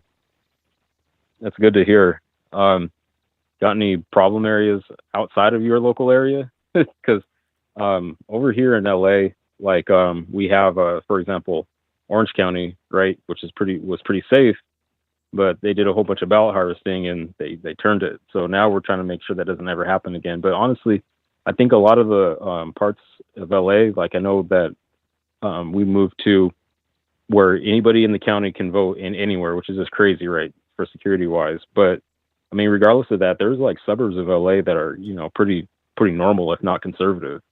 So I think we do have a chance. It's not like all lost. It's just there's so many people that think somebody else is going to do it. So that's what I'm trying to eliminate over here in my local groups. But yeah, there's always something to be done. But you're doing so much, ABL. I wish I could emulate you a little more. Yeah, but so yeah, I will say this though, like since I am doing this, I always forget to do it. If anybody actually does want tips on how to do this stuff, like I've been taking advantage of Twitter, for example, ABL. Like Twitter is basically open. It's real hard to get banned. So do you mind if I say my Twitter tag? Go for it. My Twitter tag is Bentelligent76. So that's BENTELLIGENT 76. One more time. That's Bentelligent76. And you have any questions, hit me up, because we're doing it over in Commie, California. We're actually doing it. So I just want you guys to be inspired, because I keep saying this is the easiest thing you could do to fight back. You just talk to a neighbor, you know, have a little Denny's meeting. It'll be small at first, but you guys will grow within a month. I promise you. And you just have to see that. I mean, it's not going to happen for you. It's not easy. It never was promised. It's a republic if you can. What, ABL? Keep it. You know what I mean? So like, yeah, like it's up to us. Right on, man. Well, thank you for your call. Definitely appreciate you. Absolutely. Yes, sir. All right. Shout out to a caller. And to answer his question about any problem areas outside of where I live, you guys said it in the chat, Memphis, but Memphis is very far away, actually, because I don't know if you guys know, but Tennessee is like a long state. It's like a cigar shape. So it's like real long. I'm way on the eastern part of the state. I'm closer to North Carolina, actually. Memphis is like Mississippi River. That's over there by Arkansas and Louisiana, actually. Not far from Texas, I suppose. That's way over yonder. That's probably about 5 hours from where I'm at right now. I could probably get to, like, if I drove straight up to Chicago, it might take me like 8 hours. But that's the perspective. You see what I'm saying? It's not close at all. So my immediate area would be like closer to like in Georgia, actually, which is a different state. So that doesn't really count. But northern Georgia is cool. Northern Georgia, once you are like going past like Kennesaw, all of that up to the north, it's all good up there. That's mega country out there for sure. But once you get to Atlanta, it gets a little bit different. Inside the perimeter. Outside the perimeter is all good. Inside the perimeter is a little bit different. But at that point, you're in a whole different place. But in my local area, it's cool. It's cool. Downtown Chattanooga, it can be different. But people talk about crime here. Please, ain't no crime in Chattanooga. Like downtown, compared to Virginia, like Norfolk and all of that, crime here is nothing. That the news out here is boring. The news out here be like cat stuck in the tree. More at 11 o'clock. It's boring. When I was in Virginia, I remember a story where there was a guy robbing 7-Elevens, and he literally went around 264 in a circle. He got off at every exit and hit every 7-Eleven. Stuff like that would go on in Virginia. But here, that's not really the case. If you leave the keys in your car in the hood, you might get it stolen. But if you're leaving your keys in your car running when you go in the store, I mean, you kind of asking for it at that point. Lock your car door, that type of thing. But really, in certain parts of where I live, you can leave your front door open in your house and there won't be nothing to happen. Leave your keys in the car, ain't nobody gonna take nothing. You know, but if you're in a downtown, obviously don't do nothing like that. But still, it's not much crime. And everybody has guns, so you know, it's fine. You can open, conceal, whatever you want to do. You know what I mean? So I know if I'm going to a little sketchy area at a certain time, I'll keep that thing on me, but I probably don't gotta even put one in the head. I would put one in the head, but I probably wouldn't have to. But if I'm gonna carry it, it's gonna be ready to go. Allegedly I have a weapon. Allegedly I have guns, but you know, boating accident. So, hey man, I don't know what happened. But if I did have guns, I would have one on me at certain times. But for the most part, I don't even need it. All right. So I think that'll be a wrap for me. You guys have been great tonight. Thank you all for joining me yet again. I'll be back live again on Saturday night, same time, same place, 8 p.m. Eastern Standard Time. So right around right now, 11 p.m. But that'll be a wrap for me. Thank you guys for being here. Thank you all for watching, retweeting, super chatting, whatever you do. I appreciate you. Thank you to the mods for keeping the trolls nice in check. You guys are great. Cannot do the show without you. And somebody asked me, Green Springs 1 says, ABL, who's my favorite local news anchor in Virginia, 757? What's my man's name? Tom Shad? Wavy TV? I think that's his name, ain't it? Yeah, Tom Shad. Shout out to my man Tom Shad. When him and Anita Blanton were on there together, that was my favorite team right there. All right. Now, Anita Blanton went to Chicago, I think that's what happened. But I used to watch them all the time. Like, these are my people right here. Anita Blanton, Tom Shad. Shout out to them. I think Tom Shad's still there. I don't know who he has with him now. But yeah, and of course, Bruce Rader and Andy Fox. Andy Fox is wild. Andy Fox is like a whole comedian. You know, my man, what's my man's name here? He got caught with a DUI and all that kind of stuff, but it's still my man. Shout out to Andy Fox. You know, ain't nobody perfect. We all fall short. Yeah. So yeah. Hold on. Let me see if I can find a good picture of Andy Fox. Can I not find him? I guess they don't want to, you know, they don't want to let Andy Fox be great, but whatever. Y'all know, if y'all in Virginia, y'all know what I'm talking about. Wavy TV 10 is the best news station out there. 3 and 13 is okay, but 10, that's where you want to go. All right. So shout out to them, the best news anchors out there in VA. But like I said, Anita Blanton, she went to Chicago. All right. She's now an anchor over there. I'm not sure what station in Chicago, but I know that's where she went. Shout out to Lone Star, who says Texans living in major cities. Already read that one. Thank you to Jeff Jones, who says 2 questions. Number 1, if Trump can't run, do you support DeSantis? Or do you like someone else? 2, is there any one person that can pull this country out of free fall? Been feeling like it's curtains lately. Thanks, ABL. Okay, so thank you for your super chat. And to answer your first question, I support DeSantis for sure if Trump can't run. Yeah, if Trump gets a nomination, I'm voting for him. If not, then DeSantis for sure. That's the top 2 guys right there. I think everybody knows it. Is there one person that can take the country out of the free fall? I'm not sure it can be one person. I think it's going to be a collaborative effort. I think we're going to need help from we're going to need help from everyone.